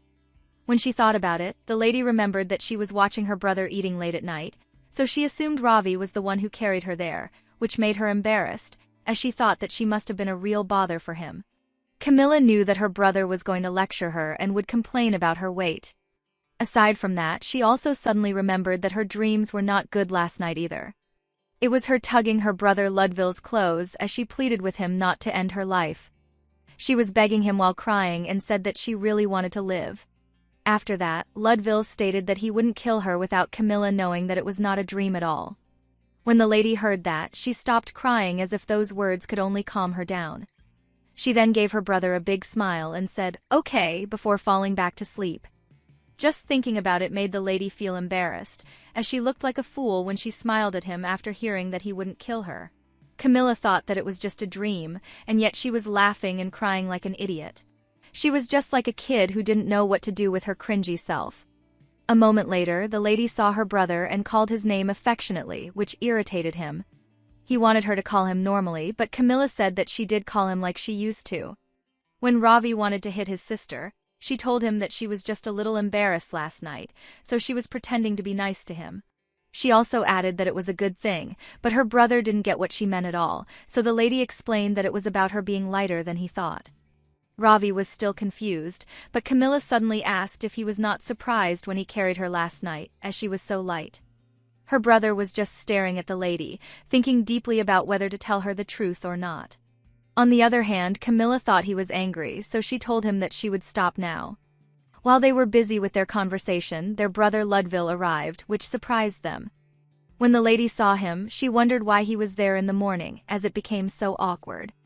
In order to survive, she had no choice but to be a kind sister, so Camilla greets him happily while calling him brother dearest. Their brother, who didn't expect that from her, became speechless as he had no idea what was happening. The lady, who wished desperately in her mind for her brother to say something, changed the topic and commented on how nice the weather was that day. She was then satisfied when she got a reaction from Ludville. However, her other brother, Ravi, didn't like it. He asked the lady what the discrimination was, which confused her, as she didn't know what he was talking about. When she asked about it, Ravi shouted and questioned the deferential words to their brother Ludville. He added that Camilla talked informally with him, but she was formal with the eldest. The lady couldn't believe what she was hearing, as Ravi was being so immature at that moment. He wants to start a fight over how she says things, but he always says, "Hey, you," to her all the time. Because of that, she asked why he even asked something that was obvious, but he told her that it was clear that the lady respected their brother Ludville only. The moment Camilla said that, it was because he was her real brother and family.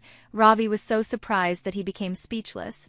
The lady got annoyed as she wondered if he did not think of her as his real sister based on his reaction. However, those words made her brother feel so special that his face turned red, as he didn't know she saw him like that. Ravi couldn't contain his happiness, which Camilla questioned as to why he was laughing suddenly. When he answered that it was nothing, the lady noticed something when she looked at their elder brother. He turned into a stone while looking at the proud face of Ravi, which made Camilla wonder what was wrong with him and which side she was supposed to please. A moment later, the whole family gathered for their mealtime. However, no one was touching their food. It was because of the head of the family, their father, who looked like he was bothered by something. When the lady saw him, she couldn't help but think that all the men in that household were in a bad mood. Since she couldn't take the silence anymore, Camilla had to ask their father what was wrong. He answered it was nothing, but he told them that someone, whom he called bastard, was coming, so he was wondering what kind of upset stomach he was going to have. When she asked who it was, the Duke said that it was Javelin and that he would be there to discuss business with him. The lady just remembered him. He was also a duke, and he was their father's friend and rival. Duke Sorfel added that he heard Petro was coming as well, which surprised the lady a little. The moment they heard her say his name, it suddenly became quiet, and they were all staring at the lady. Even though no one was saying anything, Camilla already knew why they were looking at her like that. It was because of Petro Javelin, one of the 5 people she didn't want to meet in the academy. She didn't know why Camilla liked that kind of guy, but she had had a one-sided crush on Petro for a long time. As far as she could remember from the memories of Camilla, she once asked Petro to be her partner for a party. But the guy apologized to the lady and said that he already has a promised partner at that ball. Despite being embarrassed for asking him and getting directly rejected, she forced herself in front of him and said that she was okay. As she walks away from him, she convinces herself that it is all right since there is nothing she can do when he already has a promised partner. Camilla thought that Petro didn't decline because he didn't like her. However, on the day of the party, the said partner didn't leave her alone as soon as she noticed Camilla. She even happily greeted the lady while clinging to that guy, Petro Javelin. Camilla also greeted her shyly, but she had no idea that he would choose that woman named Juella. His partner then went closer to that lady and commented that she was wearing such fine clothes. But Juella didn't stop there and shared something she recently heard. The woman whispered in her ear that she knew how Camilla asked to be Lord Petro's escort but was declined. The lady explained that it was because he told her that he had promised someone already, but Juella said that it was not true at all. She added that the Lord only asked her 2 days ago, which greatly shocked Camilla. Petro tried to stop that woman. However, she continued to say that the Lord should have just directly said so if he didn't like her. What was more was that Juella insulted the lady by saying that no one in their right mind would want to be her partner since she was a fake daughter from the duchy. Lady Camilla had already reached the limit of her patience when that woman said that she was just a fake lady. Because of that insult, she pulled her hair without caring what the people around them would say. That was the famous incident at that party. Luckily, people assumed that it was just Camilla being Camilla with her wild personality, and she wanted to hide the insult of being called the fake lady. Their father said that if she was uncomfortable, she should tell him now, but she told them not to worry. While the lady was holding her sandwich, she stated that she had closed her feelings to Petro. Camilla even added that she had already moved on from him, so they shouldn't worry about her. The 3 of them were staring at her while she was thinking that the one who liked Petro was the original Camilla, not her. Even though their father said he believed her, they didn't seem like it, but the lady couldn't blame them as it had not been long since the incident at the party. Aside from that, Camilla followed Petro like a stalker, so it makes sense they wouldn't believe her yet.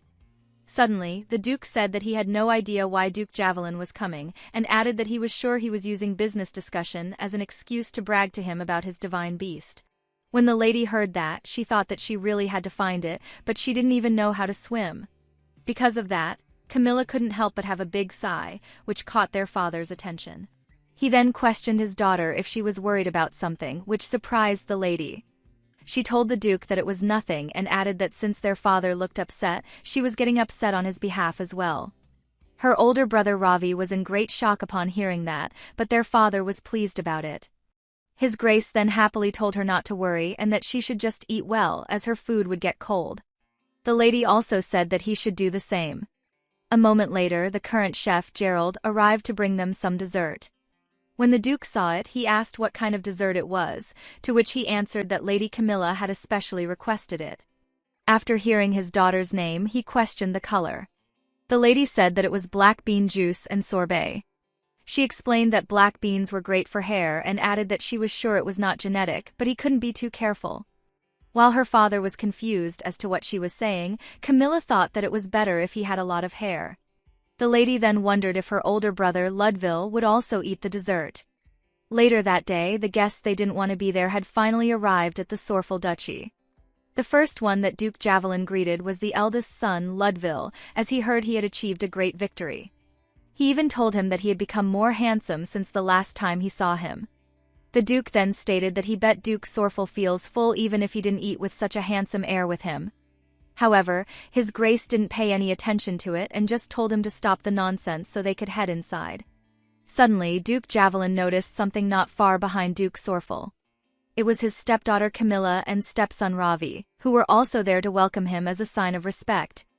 However, it seems like the Duke had no reaction and didn't greet them even though the two were there. He just passed through them and told Duke Sorfel to just head inside so they could talk about business. The lady thought that it was all the same. She guesses he didn't see any value in acknowledging them. Since Duke Javelin values bloodline and the family name the most, they were just random people who were along for the ride, considering they didn't share any blood with the Duke. Now that she thought about it, the lady was sure that Duke Javelin was not too happy that Camilla was highly interested in Petro. While she was lost in thought, somebody greeted her, as it had been a while since they last saw each other. She was surprised as he came out of nowhere, but she already knew who it might be.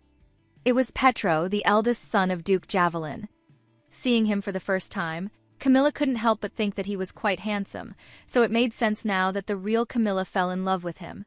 The lady also greeted him while calling him Lord Petro. But at the back of her mind she thought that he knows full well that his kind gesture brings misunderstanding, and yet he enjoys it. He was the type that the lady hates the most. Petro then stated that it was their first meeting since the party, to which she agreed. The guy suddenly apologized, as he should have helped the lady, but before he could say more, Camilla told him that she understood. But she knew that he saw him quietly disappear. After that, Petro said that he had heard their garden was very beautiful, so he would like to see such beauty. The lady didn't deny that fact, and she already felt that he wanted her to guide him. However, to his surprise, she instructed the butler to guide the young lord as he wished to look at their garden. Reuben obeyed the lady's order while Petro was still in shock, as she used to follow him around at the academy. Before Camilla left them, she turned around and smiled at the lord while saying, "Enjoy the view." He was still in disbelief after hearing that when the butler showed him the way to their garden. Before following him, Petro takes a quick look again as to where Lady Camilla was headed. But instead of the lady, her brother Ravi was the one looking at him as if he were cautious of him. After the siblings had finally left him, he smiled a little, as he didn't expect that kind of rejection from the lady. Meanwhile, the two dukes head towards his grace's office. Duke Javelin heard that he had not found the divine beast yet. But instead of answering him, Duke Sorfel asked why he was there, to which he answered that it was for a business discussion. After hearing that, he told him to just go on with it instead of talking about useless subjects. Duke Javelin then stated that he heard he was getting strange minerals from what he had recently received and proposed to let their Judah trading company handle the investigation. His Grace wanted to know why he should do that, so the Duke answered that since he didn't know what use it had, they would help him. Once Duke Sorfel started selling, Duke Javelin proposed to sell through their corporation, but His Grace directly said no. That man wanted to know, as he knew they had larger connection routes than he did. Despite that fact, Duke Sorfel stated that he was not planning on letting him handle it. Duke Javelin called him a stubborn fool and asked if His Grace was upset, to which he answered no. While they were busy arguing, someone knocked at the door. It was the Duke's daughter, Camilla, who announced that she had brought some refreshments, so His Grace told her to come in. When the lady went closer to her father, he noticed that it was a new tea he had not seen before. She told him that she had heard he had not been sleeping well, so she made a tea that was great for relaxing. Camilla brought that on purpose, as she knew that no matter what the era, a child taking care of their parents was the best bragging, especially in front of others. The lady told her father that she would bring him one more cup before he heads to bed, to which His Grace agreed. He also offers her to sit and drink with them. However, Camilla asks the Duke if it is all right, as she is worried she would be a bother to them.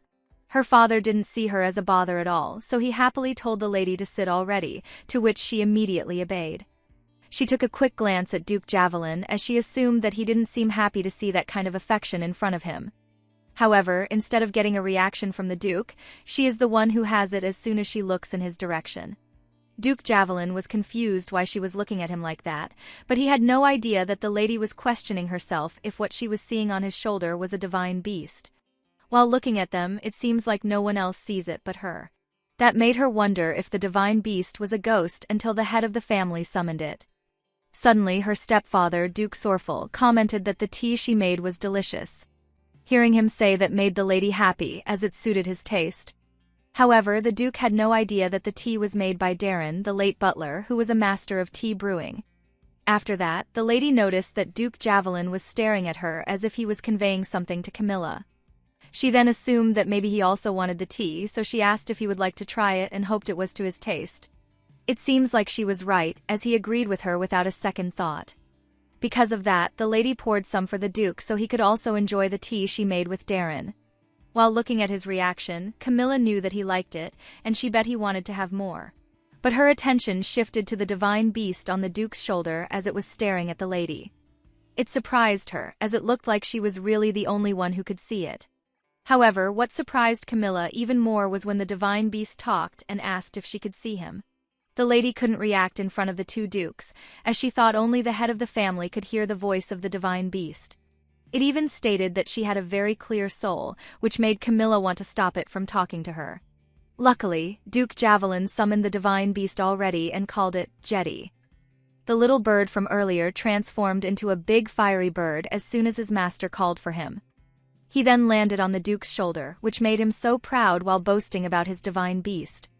On the other hand, when Camilla heard its name, Jetty, she couldn't help but think that it was like the Korean chocolate drink. She also realized that it only shows up when the clan leader summons it, which made it like a real ghost. Her father, Duke Sorful, got annoyed, so he asked why he called the divine beast for no reason, to which Duke Javelin answered that he just wanted to see it suddenly. His Grace then asked if he was planning to turn their place into a sea of fire, but instead of answering that, Duke Javelin stated that he may not know, but divine beasts were beautiful creatures that no one could help but look upon again and again. The two continued to argue with each other, which made the lady think that Duke Javelin was such a bully. While she was busy listening to their bickering, the lady had no idea that the divine beast was staring at her. Jetty then suddenly flew up in the air above the three, which surprised them. However, the lady was more surprised when the divine beast appeared in front of her. The Duke couldn't believe what he was seeing at that moment when it suddenly disappeared from his shoulder. Surprisingly, the divine beast was more comfortable on the lady's lap compared to its master. Duke Javelin immediately called its name and ordered the bird to come to him. However, Jetty didn't answer him and just looked away as if it was telling him he didn't really like it there. The Duke yelled at him and repeated his order to come to him immediately, but the divine beast replied that he didn't want to. The bird stated that he likes it there, as the child had a pure soul like a newborn. When his master asked what he was saying, Jetty said that he liked that child, Camilla. She then apologized for it, but they had no idea that she was popular with that kind of creature. Duke Sorful told the other Duke that his divine beat likes his daughter more than him. He couldn't accept that and said that he didn't know what he was talking about, but one thing is for sure, Jetty listens to him more than anyone else. However, when Duke Javelin shouted at his divine beast to come to him, it didn't respond at all. That made Duke Sorful couldn't help but tease him more by saying that Jetty really listens to him well. The Duke's face looked defeated and betrayed while he was staring at his divine beast, who was resting without a care on the lady's lap. Camilla, on the other hand, had no idea what she should do in that situation she was in. A few days later, it was time for the lady to come to school again. Her maid Donna was worried for her, so she asked if she was sure that she would be okay. She even told Camilla that she should change her major as the Duke suggested, but the lady stated that it was okay, as she would be back later. Looking at her, Camilla couldn't help but wonder what that maid was always worrying about. But she guesses it was understandable since Camilla was isolated even there, so the maid had a lot to worry about. After all, she chose that major. A moment later, the teacher told his students to stand up straight while training. He then called two of them, James and Hamill, as their duel would commence, which they obeyed. The department that the lady chose was none other than the swordsmanship department. No matter what anyone says, the Sorful family was a renowned swordsmanship family and was known as the most skilled on the continent. That was probably the reason why Camilla chose it. She wanted to prove that she, too, was a member of the Sorful family. However, the current Camilla knew that it was a choice someone should make when they had the skills, so it made no sense to her because Camilla did not have that much physical strength. But she could understand the sentiment and thought that maybe it might have been her last resort. Since it was Camilla who chose it anyway, she decided to keep at it, as it was possible that she might come back. While she was resting, she noticed that the sky was clear, so it made her want to take a nap since Camilla was an invisible person whom even the academy teacher paid no attention to. The lady then noticed that the shade of the tree on her side was a great place. However, she was a little surprised to see a man standing there and wondered what that thing sticking in his chest was. Camilla knew he was a ghost, so she didn't dare to look anymore, as she was doomed if they made eye contact. The lady then looked around to see if there were shades somewhere else. However, there was only one shade in that huge training ground, and it was where that ghost was standing. Since she had no choice and she really wanted to take a nap, Camilla still went there. When the lady sat beside him, she felt relieved as the ghost was not looking at her, even though she was close. She noticed that he was just looking at the training ground, but the lady convinced herself not to pay attention to him and just fell asleep. A moment later, Petro saw that some of the students were talking about Lady Camilla. While thinking about how the lady was before, they couldn't believe that she was sleeping during class. Petro also looked at the lady and couldn't help but say that he felt like she was a different person. The ghost remained watching the surroundings while the young lady was sleeping beneath the shade of a tree. A moment later, several students noticed her and wondered who had the guts to sleep during class. Because of her pink hair, they recognized her as Lady Camilla, and one even commented that she must be out of her mind for doing that. The man behind them, Petro, subtly smiled as if he were amused by seeing what the lady did. Without joining his friend's conversation, he just turned his back and told them to stop, urging them to go back to their class. But his friends were not done yet. They could not help but notice that there was really something different about Lady Camilla. One of them even pointed out that he had never seen her behave so peacefully during class. Suddenly, their conversation was interrupted when a man bumped into the brown-haired man. Feeling that it was an intentional act, he immediately called out the man, demanding to know what that was for. The black-haired man just casually turned his head and asked whether he was talking to him. As the complainant recognized him, his eyes widened. It was Alshan Sephra. As fear crept into him, he immediately denied that he was referring to him and apologized. But that arrogant man just playfully smirked and told him not to apologize, as he would not do that either. In that world, countless archmages have come from House Sephra. As the descendant of that family, Alshan was naturally adept at magic. Unlike the other mages, he was good at moving his body too. However, despite being good at everything, his sole weak point was his personality. He was involved in a well-known incident the year before. There was a transfer student who dared to pick Alshan without knowing who he was. That resulted in him being beaten to within an inch of his life. He healed the transfer student and then kept beating him. Being hit and healed together like that was horrible for the transfer student, as well as for everyone who watched it. Before the tension escalated, Petro went between them and urged them to settle down, noting that there was no reason to fight over petty things. He even smiled and assured him that everything was only a misunderstanding. Besides, Alshan already got an apology from his friend, making him inquire if it was not enough for him. But the arrogant man just smirked, mocking as if he were a clown for interfering. He stepped closer to Petro and wondered if he would keep grinning like that after he pummeled him. The red-haired man remained calm as he answered that he was curious about that as well. Wanting to avoid the possible trouble, he insisted Alshan stop. However, the mage just had his brows furrowed and inquired what he would do if he said that it was not enough. Without warning, the arrogant man threw a punch. Petro was taken aback but managed to block the blow with his arms. Alshan glared at him and warned him to quit saying his name as he hated how it sounded. Fortunately, before the tension could escalate further, someone suddenly shouted at them. While pointing his finger toward their direction, the man asked what they were doing. His voice carried a stern warning, making them stop. The mage clicked his tongue in annoyance. But before walking away, he warned them not to get in his way again. As he continued to stride, he noticed the lady sleeping under the shade of the tree.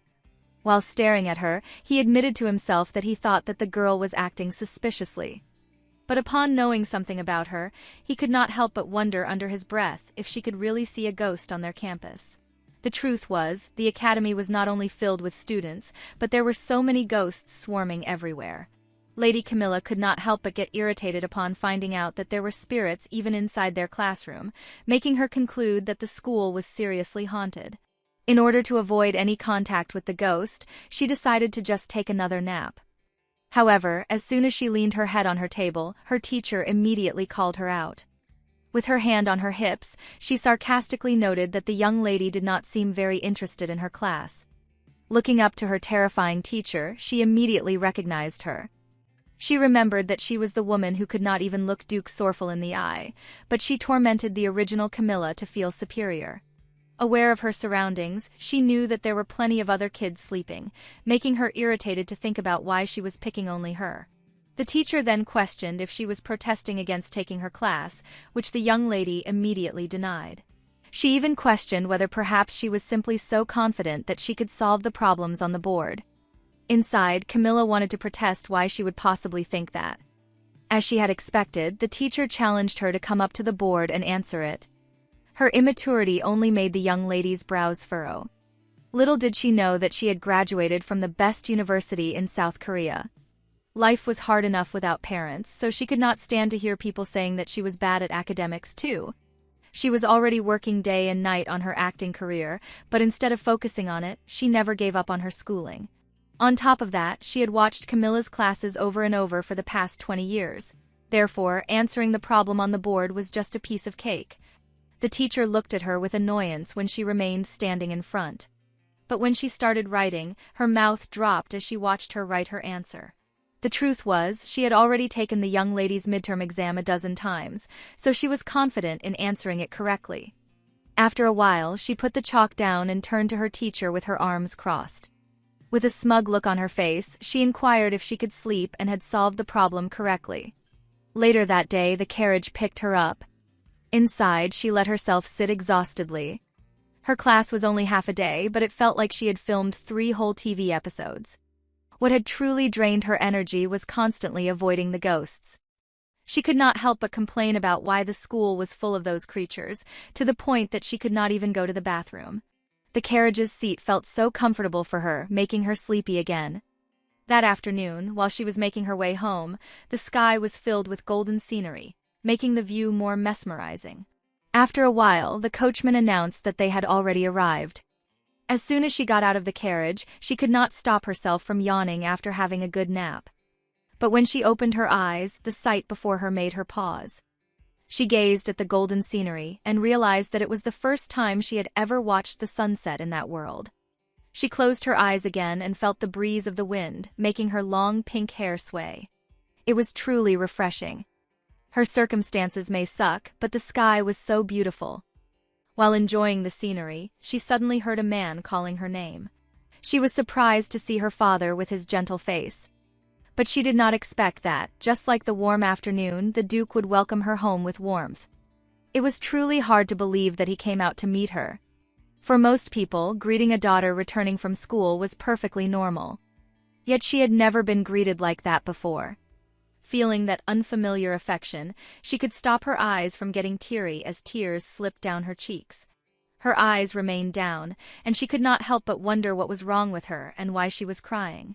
Duke Sorfel had become worried to see her getting emotional and immediately held her daughter, anxiously demanding to know what was wrong. But little did he know she was moved by his affection. It was really her first time to feel that way. No one had ever welcomed her home. Not even once, when she came back from school, both before and after she lost her parents in her previous life. All that had ever greeted her was the cold darkness of their house.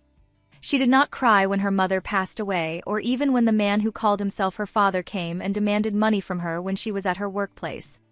Camilla then wiped her tears while the Duke, her father in that world, was worried about the reason why she cried. But the young lady smiled warmly and greeted her father, saying that she was finally home. For the first time in her life, she had said those words. That brought relief to Duke Sorfel as he gently patted her daughter's head and welcomed her again. To her, she wanted to tell her father that she really had a long day. But after that moment, while staying inside her room, she began punching her pillow in embarrassment. She could not help but complain about how everyone stood behind, watching her cry in front of her father.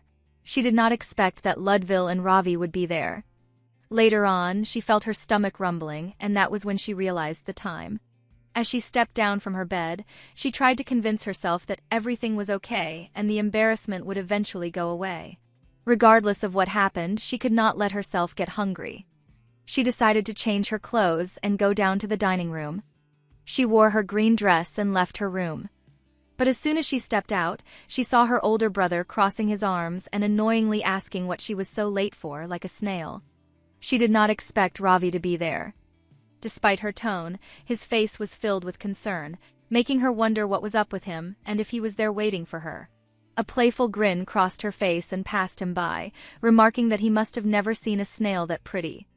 Ravi followed her with his gaze and, confusedly, inquired where she had got all that confidence, yet she simply replied that it came from her face. Her remark left her brother speechless, and it seemed like it made his stomach upset. Noticing his reaction, Camilla was forced to stop talking that way. Ravi only clicked her tongue at her playfulness as he slipped his hand inside his coat. Later on, he tossed something toward her and told her sister to catch it. Despite being confused, she managed to get it. Wondering why he gave it to her, she looked closely at the object and found out that it was a bracelet. Suddenly, her brother told her to throw it, which only confused her more. He then added that if she saw someone she did not like, she could just throw that bracelet at them. Still, she did not understand what he was saying, so she urged him to explain. Ravi raised his finger as he clarified that it was a magic bracelet that would tie a person up nice and tight, and reminded her not to be a baby and just throw it. While staring at the bracelet, she found his statement interesting. That was when she realized that maybe he thought that she was being picked at school. Camilla blushed as she looked at her older brother, touched by the thought that he was concerned about her.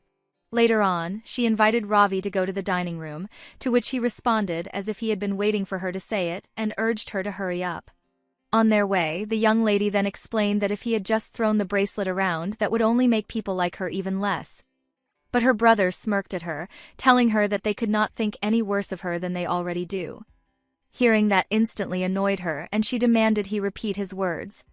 After some time had passed, at the academy, a leaf fell from the tree down into the lake. Camilla stood beside the water while the late butler was convincing her that the water was much warmer now. Her brows creased, and she stated that it was still going to be cold. But the ghost assured him that was not at all, since there were many people going swimming in that weather, as he even got his goggles to persuade her. The young lady answered that she knew about it. At that point, she knew that she did not have any more excuses to push it back. Sometimes things were missed under people's noses. The Lake of Spirits is the symbol of Fabler Academy. According to what Herschel had told her, it was the place where the divine beast's egg was hidden. Camilla then knelt on the ground to touch the water. She then remembered that Ludwig studied at that academy too, but since he never found it, she guessed that he did not have the pendant for locating the egg back then. As she felt the water, she wondered again who would come all the way out of that place. So she glared at the ghost butler and remarked that the water was freezing, accusing him of lying when it had not gotten warmer at all. Darren then clasped his hands and sobbed, begging her as he reminded her that Duke Herschel Sorfel was eagerly waiting. But the young lady was firm and ordered her to tell the late Duke to wait a bit longer. The ghost butler kept pleading to her, but she just stood and assured him that she would go when it got warmer. She glared at him again and warned him to stop lying to her since she would not fall for it anymore. The ghost could not help but let that opportunity slip away and reluctantly did as she said. As they walked back through the woods, she inquired of Darren if he was really going to follow her to school every day, and he answered that his grace was waiting for nothing else. She then sighed, expressing that she got how the late Duke felt, but that lake looked super deep for her to search. Hearing that, the ghost butler's eyes suddenly beamed, and he assured her that she did not have to worry about wandering around the lake. His mood lightened up as he revealed that he had already figured out the egg's whereabouts. That moment felt like the one he had been waiting for, as he stated that all she had to do was follow him. Camilla did not know what to say upon hearing how enthusiastic he was while narrating it. Yet, she still denied that she was afraid of water, and found a reason to deal with it another time. Nearby, she saw a boy and a girl standing in the middle of the woods. The boy was trying to convince the lady to tell him what he wanted to know. As Lady Sorfel watched them, she wondered what was going on with them. The girl only stated that she had nothing to tell him, but the boy was persistent, claiming that it was just a cup of tea. Camilla could not help but feel cringe at what she was seeing. It was such a cliché scene and she felt embarrassed for them. The girl kept on refusing the man, which made him pissed. In so much anger, he questioned if she thought that her family was good enough for her to refuse. That made Camilla freeze in her place and get annoyed with the man, wondering what the girl's family had to do with his. He then forcefully grabbed her, and she tried to resist, begging him to let go of her. But the man was so full of himself that he insisted that she should have just thanked him and come with him, inquiring if she knew what family he came from. By that time, Camilla could not hold herself and watch any longer. They were interrupted when she shouted that she did not think her family was the problem and declared that he was the whole issue. She immediately got their attention as the guy looked at her irritably. With her arms crossed, the young lady stated that he was the guy who slept during language arts, which she thought was the reason why he sounded like a character in a cliché story. With conviction in her, she confirmed that the lady he was harassing obviously could not care less about his family, making it clear that she did not like him. The guy was surprised when he recognized that she was Lady Camilla, to which she only replied that she needed to thank him for recognizing her. He then asked if she was alone, to which she just nodded. It made the man smirk and note that it looked like he was surrounded by people who did not know their places. He then inquired if she had forgotten about her status, which seemed to remind her that she was lower than her and urged her to leave. But the young lady firmly reminded him that he was the one who should be worrying about his status. She then deliberately emphasized his name, Jewett Hebley, second son of Count Hebley. As she casually fixed her hair, she added that he was 20 years old and was born of a mistress. She noted that ever since he was little, he had just caused trouble. Her statement pissed Jewett Hebley off more as he pointed his finger at her, demanding she repeat what she had just said. But Camilla went on, narrating that 3 years ago, on March 15th, he had kidnapped the daughter of Viscount Sevely. Yet, she was halted when she realized how cruel a young boy had been. But she continued, stating that his family spent a ton of money to hush that issue up. The truth was, Darren was the one who was telling her about those details as she narrated them. Just like her, he was also pissed at what that man had done. They continued, exposing that even last year, he dared to harass Baron Gyland's daughter. Because of that information, she remarked that he was such a real piece of work and expressed how disgusted she was about his existence. The man got even more furious and questioned her about who she thought she was and how she had known all of that. But Camilla just smirked and stated that was what she also wanted to ask the one who tipped her off about those things. Meanwhile, as the ghost expressed his anger, he remarked that he was nothing but a scumbag. In her mind, Lady Sorfel could not help but wonder how the late butler had known so much gossip. The second son of the Count was not done yet. As he called her attention while glaring at her, he suddenly grabbed her collar. Lady Camilla was caught off guard as he demanded that she answer him about how she had known all of that. At that moment, she froze as her eyes widened while looking at him. For the time being, I'll end this here. Did you enjoy the manhwa? If so, then check back for the next part. And don't forget to subscribe to my channel and stay tuned for more.